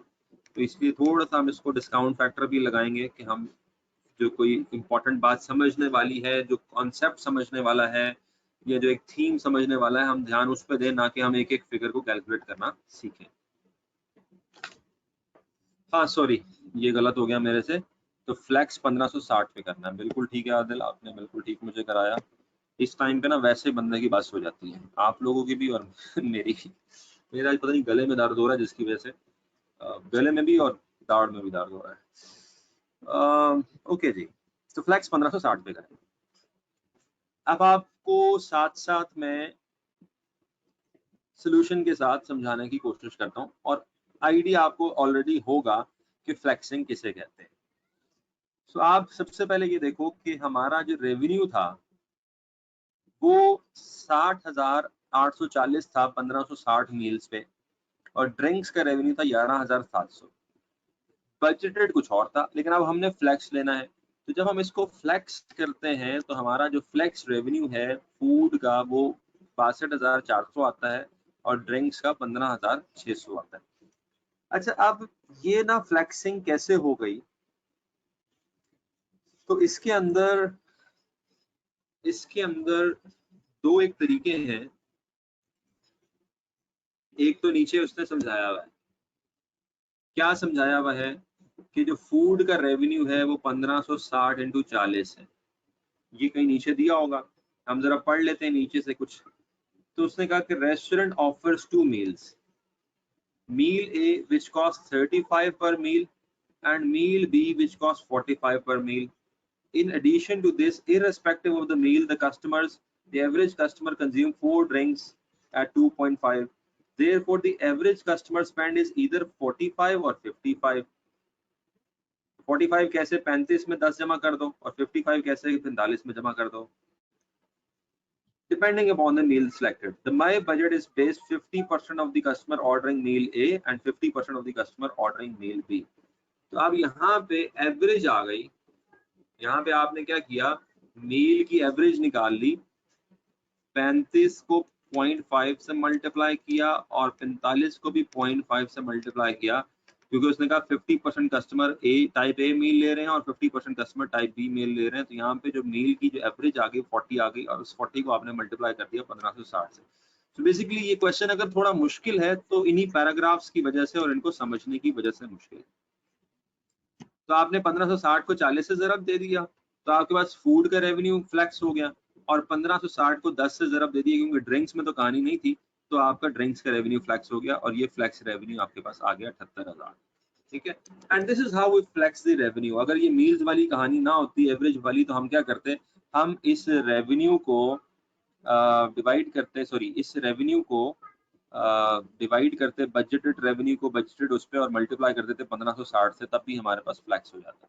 लेकिन अब चूंकि उसके अंदर अलग मील से मील ए मील बी उसकी कॉस्ट अलग थी, उसकी कॉस्ट अलग थी, तो इसलिए हमें एवरेज लेनी पड़ी। उसके बाद हमने कॉस्ट को फ्लेक्स करना है। तो कॉस्ट को फ्लेक्स करने के लिए हम सबसे पहले स्टाफ वेजेस जो है उसको फ्लेक्स करते हैं। तो स्टाफ वेजेस इस क्वेश्चन में दी हुई है 9216 कितने पे, 1200 मील्स पे।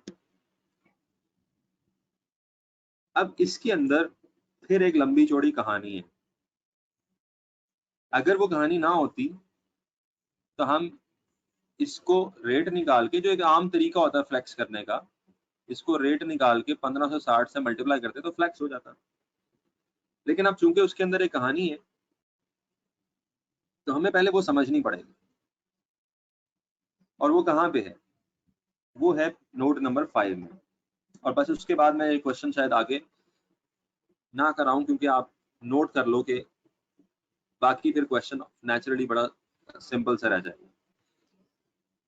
When the number of orders per day does not exceed 50, जब ऑर्डर्स आपके 50 से एक्सीड नहीं करते, each member of hourly paid staff is required to work exactly 6 hours per day.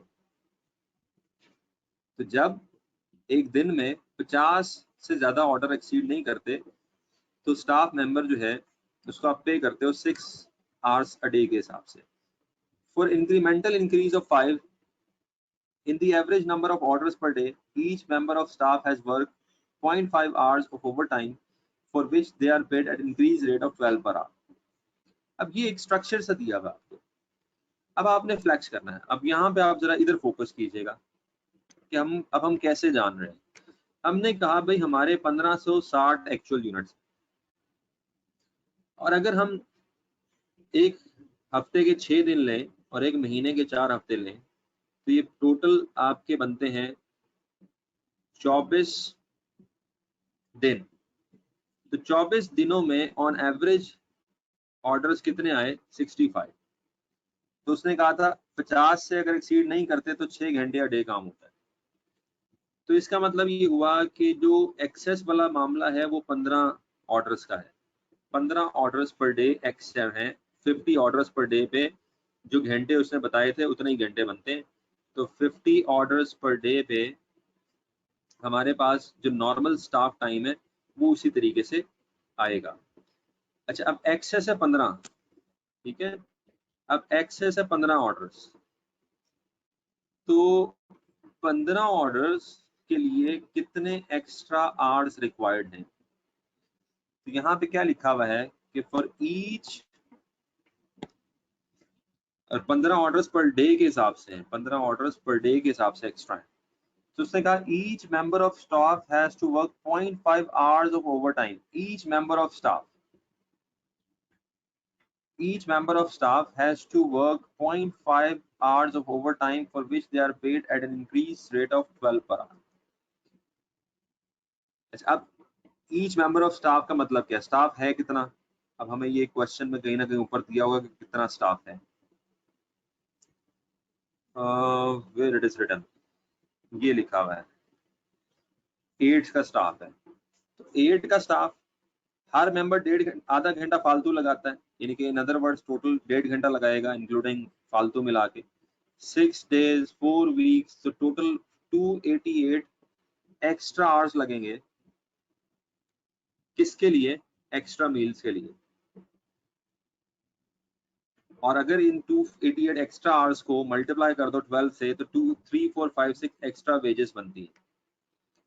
Extra to whom, extra to this, क्योंकि ये जो 9250 है ये एवरेज की बेस पे 50 की बेस पे कैलकुलेट किया हुआ था। इसका एक्स्ट्रा हमने फ्लेक्स करने के लिए निकाल लिया और इसमें हमने 3456 ऐड कर दिया, तो हमारे पास स्टाफ की वेजेस फ्लेक्स हो। अच्छा, बात ये है कि इस time there could be another way to calculate this, but point is this कि हम इंडिविजुअल पॉइंट नहीं सीख रहे इस वक्त। वो जो भी हमें कहेगा उसकी जो भी मतलब बनेगा उसको हमें समझ आता है नहीं आता, हम कर पाते हैं नहीं कर पाते। इस वक्त जो बात हम समझना चाह रहे हैं वो ये है कि आपने बजट को फ्लेक्स करना है। अगर आप बजटरी कंट्रोल करना चाहते हैं तो आप एक्चुअल रिजल्ट जो कि 1560 में है उसमें बजट को भी जब 1560 पे लेके आओगे तब जाके वो आप कंपैरिजन कर सकोगे।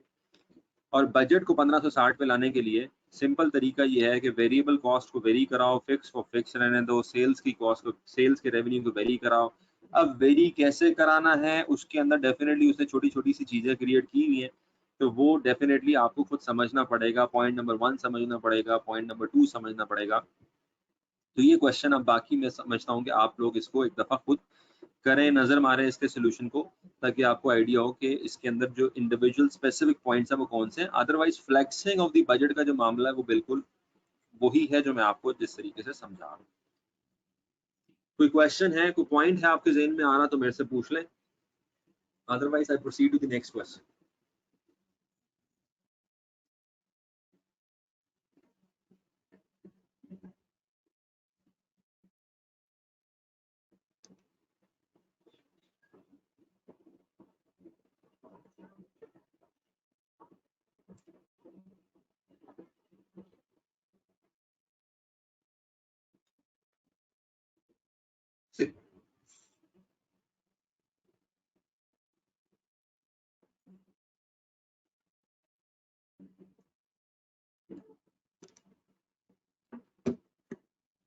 नेक्स्ट क्वेश्चन इज, ओहो ये काफी बड़ा क्वेश्चन है। मेरे ख्याल में ये क्वेश्चन आपने किया होगा जब आपने कभी पहले तैयारी की हो। और इस क्वेश्चन में क्या करना है, इस क्वेश्चन में आपने रिकैलकुलेट करना है current year budget of beauty and personal care division. वैसे तो ये थोड़ा सा डिविजनल उसके अंदर भी आ जाता है, डिविजनल परफॉर्मेंस मेजरमेंट के अंदर, बल्कि मुझे लगता है ये डिविजनल परफॉर्मेंस मेजरमेंट में ही होना चाहिए। इसके अंदर फ्लेक्सिंग वाला जो मामला है, सवाए इसके कि ये बजट का चूंकि क्वेश्चन है, किसने किया हुआ ये क्वेश्चन, किसने किया हुआ है?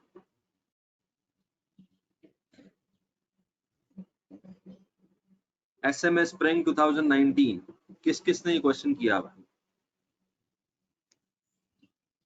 क्योंकि जिसने किया होगा उसको इसके पॉइंट्स का भी आइडिया होगा कि इसके अंदर मसला क्या है।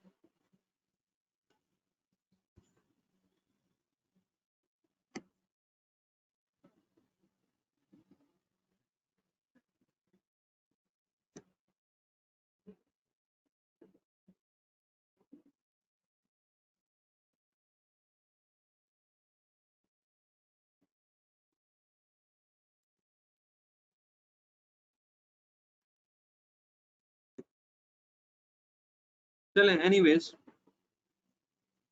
इस क्वेश्चन में एक कंपनी है जिसके 4 डिविजन्स हैं, और मेरे ख्याल में हम इसको बाईपास करते हुए, लेकिन बाईपास कैसे करें, डेफिनेटली कहीं ना कहीं इंफॉर्मेशन मिस हो जाएगी। तो 4 मेन डिविजन्स हैं, और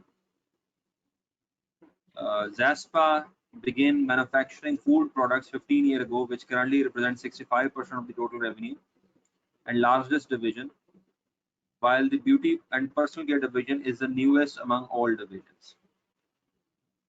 इस वक्त हमारे पास जो बजट दिया हुआ है वो beauty and personal care division का है।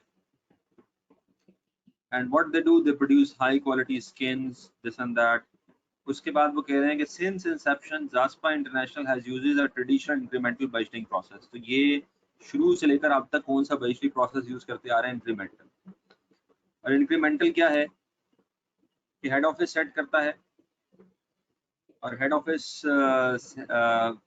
Set budgets for each division after consulting the divisional managers who are currently lacking the expertise in setting their own budgets। ये खैर एक बजट का सेटिंग का प्रोसीजर बताया हुआ है। आगे आई डोंट नो अगर थ्योरेटिकल क्वेश्चन होगा तो उसका ताल्लुक हो सकता है इससे। For many years the company has been managed to achieve the targets, but last year the division was unable to achieve the budget target due to certain factors beyond control। उसमें economic political instability भी आ गई and this and that। At the end of first quarter of the current financial year, the company has appointed a new executive। The CEO has provided the current year budget and its first quarter actual result। तो ये एक budget है और ये उसका पहले quarter के actual results हैं, ये आपने सीईओ को दे दिए। तो यहाँ से क्वेश्चन का न्यूमेरिकल पार्ट स्टार्ट हो रहा है। अब एडिशनल इन्फॉर्मेशन, और एडिशनल इन्फॉर्मेशन पढ़ने से पहले हम रिक्वायरमेंट पढ़ लेते हैं कि as a management accountant the CEO has assigned you the task of recalculating the current year budget up to the end of current financial year and to briefly comment on the overall impact of the revised budget on the expected operating profit of Zaspa। अब देखो भाई, जब आप ये थोड़ा सा rolling की sense में आ रहा है कि जब आपने एक साल का बजट बनाया और उसमें से पहला क्वार्टर गुजरा, तो पहला क्वार्टर गुजरने के बाद कुछ आपको इंफॉर्मेशन जो है वो पता लगी, तो अब आपने इस इंफॉर्मेशन को इनकॉर्पोरेट करते हुए बजट को रिवाइज करना है, रिकैलकुलेट करना है, सेकंड को रिकैलकुलेट करना है, थर्ड को रिकैलकुलेट करना है, फोर्थ को रिकैलकुलेट करना है।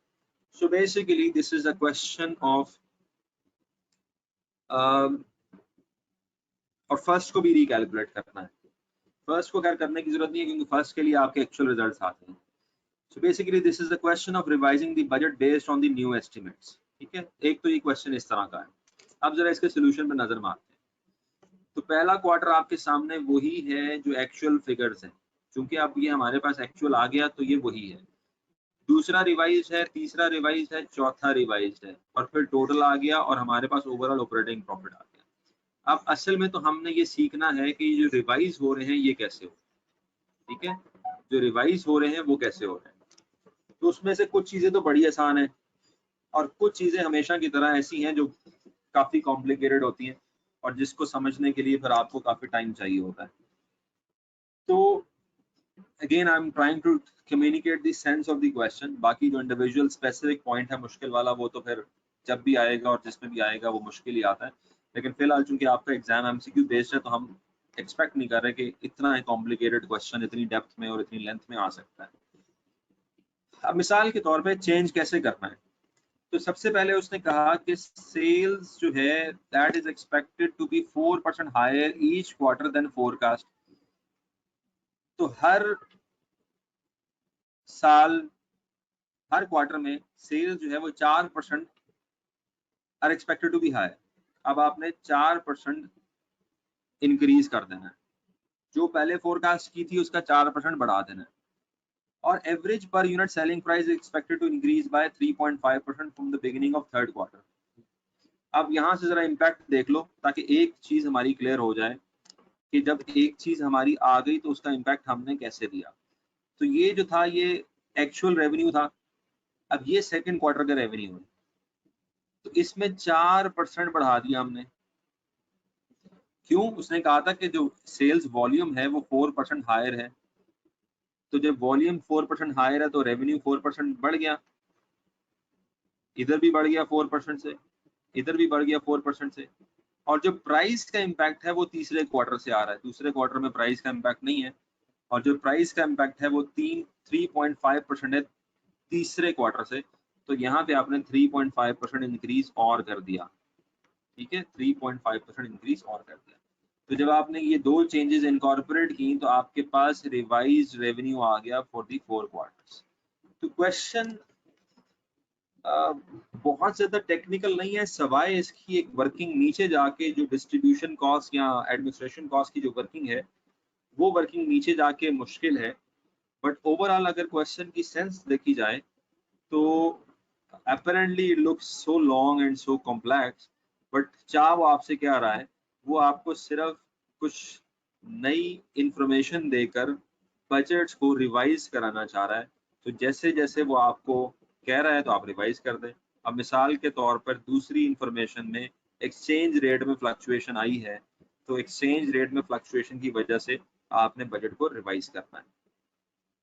ठीक है, तो इसको आप रिवाइज कर लें।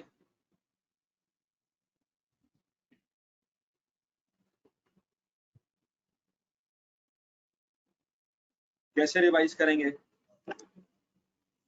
क्या कह रहा है यहाँ पे? वो कह रहा है एक पॉइंट बस ये करवा देता हूँ, उसके बाद फिर बेशक आपने पहले भी ये क्वेश्चन किया होगा, कुछ स्पेसिफिक पॉइंट होगा तो पूछ लीजिएगा, बेशक बाद में व्हाट्सएप में पूछ लीजिएगा, क्योंकि मैंने ऑब्वियसली चूंकि एक ओवरऑल क्वेश्चंस कवर करने हैं तो मैं एक एक पॉइंट को इन डेप्थ में यहाँ पे डिस्क्राइब नहीं कर सकता। दूसरा पॉइंट ले लेते हैं, उसके बाद फिर हम अगले क्वेश्चन पे जाते हैं। The foreign exchange rate between Pakistani rupees and Turkish lira is predicted to change at the beginning of second quarter.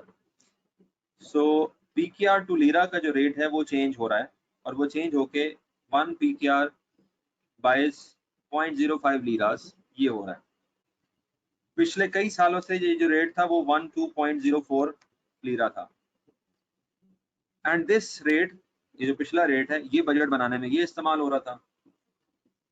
The production of the products of beauty and personal care are dispatched soon after the production and the company holds minimal inventory. The cost of ingredients imported from Turkey represent 50% of the cost of sale. अब यहाँ से हमें cost of sale को revise करना पड़ेगा। तो आप क्या करोगे? आप cost of sale ले लो, ये हमारी cost of sale है ओरिजिनल। अब इस cost of sale को, इस पे दो इम्पैक्ट आपने डालने हैं इस कॉस्ट ऑफ सेल में।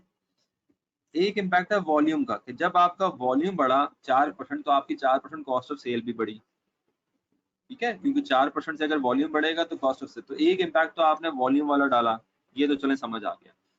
दूसरा इम्पैक्ट आपने डालना है एक्सचेंज रेट का जो फर्क है, और वो इम्पैक्ट आएगा 50% of the cost of sales पे। तो आप सबसे पहले क्या करोगे, आप 50% of the cost of sales ले लोगे। तो ये कॉस्ट ऑफ सेल्स है, इसका आप 50% ले लोगे। मेरे ख्याल में नीचे ये वर्किंग की भी होगी।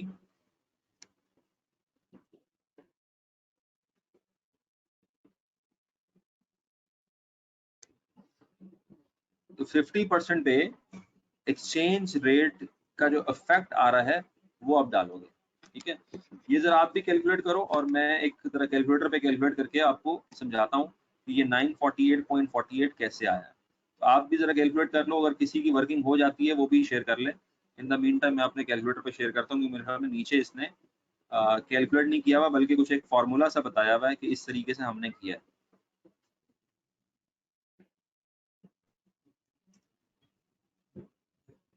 एक्सचेंज रेट में मुझे ये शॉर्टकट तो डेफिनेटली हम इसको अप्लाई कर देंगे। 1 माइनस 0.04 डिवाइडेड बाई 0.05, ये हमारे पास ये वैल्यू आ जाएगी। लेकिन मैं ज़रा इसको एक देसी तरीके से करना चाह रहा हूँ कि अगर हम टोटल कॉस्ट ऑफ सेल्स का 50% लें और उसके बाद उसको हम 1 PKR टू 0.04 लीरा से चेंज कर 1 PKR टू 0.05 टर्किश लीरा पे करें तो उसका क्या जवाब आएगा?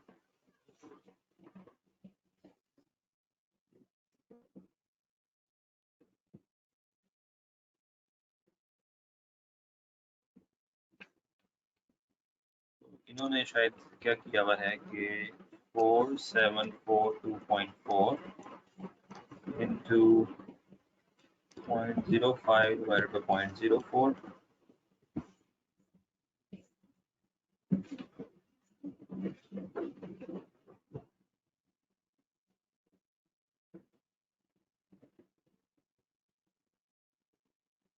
$5928 और 5928 में से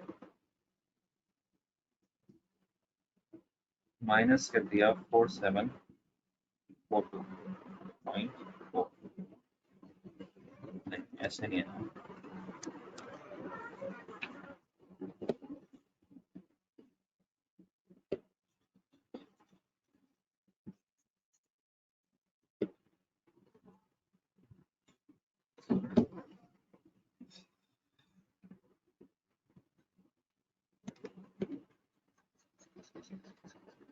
जी, anyone would like to help me? मेरे पास भी वर्किंग ठीक नहीं आ रही। मैंने लास्ट टाइम जब ये करवाया था, इसमें एक छोटा सा पॉइंट है कन्वर्जन का। Sometimes this conversion become tricky.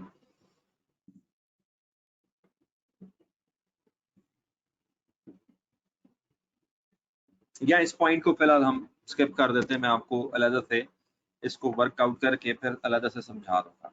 ठीक है, अभी किसी और के ज़हन में कोई बात आ रही है तो वो बता दे, otherwise I will separately calculate this and will explain you, क्योंकि इसी से फिर जुड़ा हुआ नीचे भी पॉइंट्स हैं। तो इस क्वेश्चन के अंदर ये वाली कॉम्प्लेक्सिटीज बहरहाल हैं, लेकिन अभी फिलहाल शायद इतना हमारे लिए इसके अंदर पढ़ना मुनासिब नहीं है, क्योंकि हमने जो प्रिपरेशन ज़्यादा करनी है वो शॉर्ट क्वेश्चंस और एमसीक्यूज की करनी है। So right now I am just bypassing this requirement. ठीक है, अगर किसी से हो जाए तो वो फिर सेपरेटली शेयर कर ले और मैं भी शेयर कर लूँगा once I can convert these into exchange rates। अच्छा, उसके बाद एक क्वेश्चन है, क्वेश्चन नंबर 7 स्प्रिंग 2018 में। इसके अंदर स्टैटिक बजट और एक्चुअल रिजल्ट्स दिए हुए हैं और आपने कैलकुलेट करना है selling prices, variable cost, actual results, sales volume, variances. अब ये एक ऐसा क्वेश्चन है जिसके अंदर बहरहाल उसने वेरिएंसेस पूछ लिए। मेरे ख्याल में ये ओल्ड सिलेबस का क्वेश्चन है। वेरिएंसेस अब हमारे इसके अंदर स्ट्रेटेजिक मैनेजमेंट अकाउंटिंग के अंदर नहीं है। अगर आ सकते हैं वेरिएंसेस तो वो वेरिएंसेस बजटरी वेरिएंसेस बहरहाल आ सकते हैं। ठीक है, तो आपको इतना एक ज़रूर आइडिया होना चाहिए कि अगर आप बजटरी वेरिएंस निकालें तो वो कैसे निकालेंगे। आप एक्चुअल में से जब फ्लेक्स बजट माइनस करते हैं तो उसको आप बजटरी वेरिएंस कहते हैं। तो इस क्वेश्चन को भी एज सच हमें करने की ज़रूरत नहीं है, क्योंकि इसके अंदर मोस्टली हमारी जो है वो वेरिएंसेस की वैसे करने की ज़रूरत इस सेंस में तो है कि हमें वेरिएंसेस कैलकुलेट करने आने चाहिए, बट अगेन वही वाली बात है कि the format which we are now into, उस फॉर्मेट के लिए शायद इस तरह के क्वेश्चंस ज़्यादा सूटेबल नहीं है। तो इस क्वेश्चन को आप खुद देख लीजिएगा। आई हैव शेयर्ड, अभी इसके बाद मैं आपसे डॉक्यूमेंट शेयर कर लेता हूँ और सॉल्यूशंस भी इसके आपके पास डेफिनेटली अवेलेबल होंगे। मैं ज़रा क्विकली एक ऐसे क्वेश्चन पे जाना चाह रहा हूँ जहाँ पे हम कुछ परफॉर्मेंस से रिलेटेड अगर कुछ डिस्कस कर लें तो कौन सा क्वेश्चन है। So yes, this is the question, jam air balance score card. मैंने आपको शायद पहले भी बताया कि बहुत ज़्यादा पॉसिबिलिटी और क्वेश्चंस अवेलेबल नहीं है। तो ये ज़्यादातर बस थ्योरेटिकली ही बहुत सारी चीज़ें इसके अंदर आपसे पूछी जा सकती हैं। न्यूमेरिकल या तो बहुत बड़ा बन जाता है और there is not a bigger practice available. तो इस क्वेश्चन को ले लें और बस मैं यहीं पे कंक्लूड करता हूँ आज का session, because I am not feeling well as well. तो question number 4, Jam Air was founded in September 2007 and is one of the growing number of low-cost airline in the country of Shania. Jam's Air strategy is to operate as low-cost, high-efficiency airline. तो इनकी strategy क्या है कि ये low cost और high efficiency airline के तौर पे ऑपरेट करें। So they are operating mostly in secondary cities जहाँ पे लैंडिंग कॉस्ट कम है। एक तरह का एयरक्राफ्ट ऑपरेट करते हैं, एक ही क्लास की सीट है, प्री एलोकेटेड सीट्स नहीं होती, फ्लाइट एंटरटेनमेंट नहीं होती, ई कॉमर्स पे फोकस करते हैं, इलेक्ट्रॉनिक बुकिंग होती है। बेसिकली वो तमाम चीज़ें जो आपको लो कॉस्ट एयरलाइन के तौर पर ऑपरेट करने में मदद देती हैं। फिर आगे सिनेरियो है कि एयर टाइम को ऑनलाइन अराइवल के हिसाब से 7th रैंकिंग दी गई 50 में से। 48 फ्लाइट्स कैंसिल हुई 2013 में, 35 के मुकाबले में 2012 में। ये जितना भी डेटा है ये कंपैरेटिव डेटा है। ठीक है, यहाँ पे कंपैरेटिव डेटा है इस एयरलाइन की 2012 की और 2013 की परफॉर्मेंस का। तो मैं यहाँ से थोड़ा सा नीचे जाते हुए सवाल पढ़ लेता हूँ। तो रिक्वायरमेंट ये है कि describe each of the 4 perspectives of the balance score card. क्या आप बैलेंस स्कोर कार्ड के 4 पर्सपेक्टिव डिस्क्राइब करो। ये तो हो गया थ्योरेटिकल सवाल, आपको भी आ सकता है। ठीक है, आपको भी आईसीएमए में 5 नंबर का सवाल आ सकता है कि जी 4 पर्सपेक्टिव बताओ। तो इसका जवाब क्या है जी, फाइनेंशियल पर्सपेक्टिव है, कस्टमर पर्सपेक्टिव है, इंटरनल पर्सपेक्टिव है, लर्निंग एंड इनोवेशन पर्सपेक्टिव है, और फिर आप थोड़ा थोड़ा बताओगे कि इस पर्सपेक्टिव में आप क्या लेते हो। तो ये तो हो गया थ्योरेटिकल सवाल, आपसे पूछा जा सकता है। 6 नंबर का यहाँ पे सवाल है, 5 नंबर का, 4 नंबर का दिया जा सकता है। दूसरा सवाल ये है कि for each perspective of the balance score card identify one goal together with the corresponding performance major.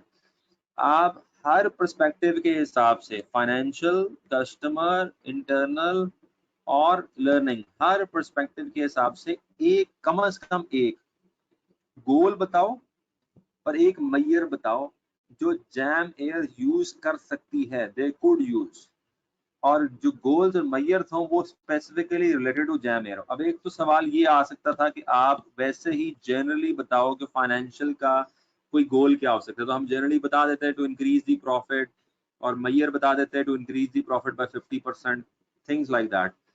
लेकिन आप वो कह रहे हैं जनरल नहीं, स्पेसिफिक बताओ। अब स्पेसिफिक फाइनेंशियल तो खैर इतना स्पेसिफिक हो नहीं सकता, दूसरे जरा स्पेसिफिक हो सकते हैं, और हमारे पास स्पेसिफिक डेटा भी यहाँ पे कहीं ना कहीं है। अब हमने क्वेश्चन में से वो स्पेसिफिक डेटा उठाना है और उसको चारों पर्सपेक्टिव के हिसाब से रिलेट कर देना है। अब मिसाल के तौर पे फाइनेंशियल पर्सपेक्टिव का यहाँ पे इन्होंने गोल बनाया हुआ है to use fewer planes to transport customer, और गोल बनाया हुआ है to increase seat revenue per plane. तो कहीं ना कहीं हमें यहाँ पे क्वेश्चन से ये डेटा मिलता है कि अगर इस कंपनी ने अपने प्रॉफिट्स को इंक्रीज करना है तो इनको कॉस्ट जो है वो अपनी रिड्यूस करनी है, और कॉस्ट रिड्यूस करने के लिए ये एक ही तरह का एयरक्राफ्ट यूज करते हैं ताकि इनकी मेंटेनेंस और ऑपरेशनल कॉस्ट कम हो, और these planes are leased rather than bought outright. तो ये अब इन्होंने एक गोल ये बना दिया to use fewer planes to transport customer. अब जाहिर सी बात है ये कैसे पॉसिबल होगा, इससे लीज कॉस्ट बच जाएगी, क्योंकि आप प्लेन्स को लीज करते हो तो जितने ज्यादा ट्रैवलर्स आप एक ही प्लेन पे मैनेज करोगे और जितने कम प्लेन्स आप लीज पे लोगे उतनी आपकी लीज की कॉस्ट कम होगी, लीज की कॉस्ट कम होगी तो आपके प्रॉफिट बढ़ेगा। तो फाइनेंशियल पर्सपेक्टिव में जनरली हम लिख सकते थे to increase the profit, to increase the gross profit, to reduce the cost, लेकिन यहाँ पे हमने थोड़ा सा स्पेसिफिक सेंस में प्लेन्स को चूंकि लीज कर रहे हैं तो हमने कहा कि कम प्लेन्स यूज करें टू ट्रांसपोर्ट कस्टमर्स। अब कम प्लेन्स तब यूज होंगे जब हम अपनी जो बुकिंग है और जो कस्टमर की जो एलोकेशन है उसको अच्छे तरीके से मैनेज करेंगे, तो हम यहाँ पे ऑपरेशनल एफिशिएंसी को बढ़ाएंगे। रेवेन्यू पर सीट, रेवेन्यू पर प्लेन को बढ़ाएंगे। ठीक है, तो यहाँ पे बेसिकली कॉस्ट से मुतल्लिक इन्होंने गोल बना दिया, थोड़ा सा रिलेट करके रेवेन्यू से मुतल्लिक एक गोल बना दिया। उसके बाद कस्टमर पर्सपेक्टिव। अब कस्टमर पर्सपेक्टिव से देखें तो एक कस्टमर क्या चाहता है, इस कंपनी को ऑन टाइम अराइवल के हिसाब से 50 में से 7वां रैंक दिया गया है। तो कस्टमर जितनी भी एयरलाइंस की ऑन टाइम अराइवल अच्छी होती है कस्टमर उसको अच्छा रेट करता है। तो अगर हम कस्टमर की आई से देखें तो कस्टमर चाहेगा कि फ्लाइट्स टाइम पे आएं, और अभी हमारा रैंक 7वां है तो हम क्या चाहेंगे कि हम इस रैंक को बेहतर बनाएं। तो हम अपनी इस रैंकिंग को बेहतर बनाना चाहेंगे एज ए KPI, ताकि कस्टमर की आई में हम अच्छे हों। दूसरी बात ये, कस्टमर कभी भी नहीं चाहता कि वो एयरपोर्ट जाए और फ्लाइट कैंसिल हो जाए, तो हम जितनी नंबर ऑफ फ्लाइट्स कैंसल्ड, पिछले साल हमारी 48, इस साल हमारी 48 है, पिछले साल 35 थी, तो हमारी फ्लाइट कैंसिलेशन बढ़ रही हैं, तो हम इसको भी रिड्यूस करना चाहेंगे। तो कस्टमर के पॉइंट ऑफ व्यू से देखो तो ये वाला पैराग्राफ स्पेसिफिकली हमें कस्टमर की आई से देखने में मदद देगा कि हमारी फ्लाइट कैंसिलेशन बढ़ रही हैं और ऑन अराइवल के हिसाब से हम 7वें नंबर पे हैं। अगर हम 7वें से पहले नंबर पे आ जाएं, और इसी तरीके से अगर हम जो कैंसल्ड फ्लाइट्स है उसको कम कर दें तो हम कस्टमर के पॉइंट ऑफ व्यू से बेहतर हो सकते हैं। इसी तरीके से बहरहाल आपने इसके बाद इंटरनल पर्सपेक्टिव, जिसमें टर्न अराउंड टाइम है कि कितनी जल्दी आप एक जहाज को तैयार करके दोबारा रवाना करते हैं, क्लीनिनेस है, कितने क्लीन आपके प्लेन्स हैं। तो इंटरनल पर्सपेक्टिव के हिसाब से यहाँ पे कुछ सिनेरियो में ये वाली मेजर्स अवेलेबल हैं, और लर्निंग और इनोवेशन के हिसाब से ऑनलाइन बुकिंग सिस्टम को और एब्सेंटी रेट को और ट्रेनिंग को, वो वाली मेजर्स को हम रिलेट कर सकते हैं। तो इस तरह का सवाल अगेन अब पॉसिबल तो नहीं है, चंक्स में जरूर पॉसिबल है कि मैं आपको एक पैराग्राफ दे दूं। फॉर एग्जांपल अगर मैं इसका ऑब्जेक्टिव बनाऊं तो मैं क्या कर सकता हूं, मैं आपको ये पैराग्राफ दूंगा और मैं ये पैराग्राफ देने के बाद आपसे ये पूछूंगा कि ये जो फ्लाइट कैंसिलेशन है इसको आप किस पर्सपेक्टिव में ले सकते हो, क्या ये कस्टमर पर्सपेक्टिव है या इंटरनल पर्सपेक्टिव है या फाइनेंशियल पर्सपेक्टिव है। और इसी तरीके से अगर हम एम्प्लॉय की ट्रेनिंग को देखें तो वो किस पर्सपेक्टिव में आता है। तो ज़्यादा से ज़्यादा आपको मुख्तलिफ परफॉर्मेंस के इंडिकेटर्स दे के उसको क्लासिफाई करवाया जा सकता है ABCD करके कि ये फाइनेंशियल में है, लर्निंग में है, ये किस में है। तो आपको ज़रा क्लियरली पता होना चाहिए in terms of which of the performance measure वो किससे रिलेटेड हो सकती है। ठीक है। सो अब जो है ना मेरा गला पीक पे दुख रहा है, और अल्लाह खैर करे, आजकल जब गला दुखता है तो बंदे का दिमाग किसी और साइड पे भी चला जाता है। मैं अभी आपसे ये शेयर कर लेता हूँ, ज्यादा क्वेश्चन नहीं है, ये जस्ट 5-6 क्वेश्चन हैं, उसमें से 3 तो हमने डिस्कस कर लिए हैं, 2-3 वेरिएंस से रिलेटेड हैं, बस इस पर नजर मार लीजिएगा। ज्यादा आपने कोशिश वही करनी है कि जिस तरीके से मैंने वो एक पूरा चैप्टर आपको गो थ्रू कराया, तो एक दफा आप भी गो थ्रू कर लें। उम्मीद है कि इससे बहुत ज्यादा वेटेज के क्वेश्चन नहीं आएंगे, इससे आपके पास लिमिटेड मल्टीपल चॉइस क्वेश्चंस आ सकते हैं। ठीक है, तो I guess I should stop here and कल का जो है हमारा सेशन अलबत्ता वो ज्यादा वेटेज रखेगा, क्योंकि उसमें हमने ROI, RI और EVA से रिलेटेड क्वेश्चंस करने, और उससे अगला सेशन उससे भी ज्यादा वेटेज का है ट्रांसफर प्राइसिंग का। So basically transfer pricing and performance measures ROI are more important than this. ये जरा ज्यादा थ्योरेटिकल है और जनरल ज्यादा है। So that's it for today. Hopefully things will better by tomorrow, and we have 2 days left now to complete this course. बाकी फिर आपसे मॉक शॉक भी लेने हैं, आपकी डेटशीट भी आ गई है, तो अल्लाह खैर करे। Now days are very near, so push as much as possible and छुट्टी ले लें एक मुख्तलिफ कामों से, पूरा जोर लगाएं और इसको इस अटेम्प्ट में क्लियर करें। सो जब आपकी फीडबैक आए तो फीडबैक कम से कम अच्छी आए, फीड फॉरवर्ड तो चलें छोड़ दें, लेकिन फीडबैक अच्छी आनी चाहिए, आपकी भी और मेरी भी। ठीक है जी, सो टेक केयर देन, अल्लाह।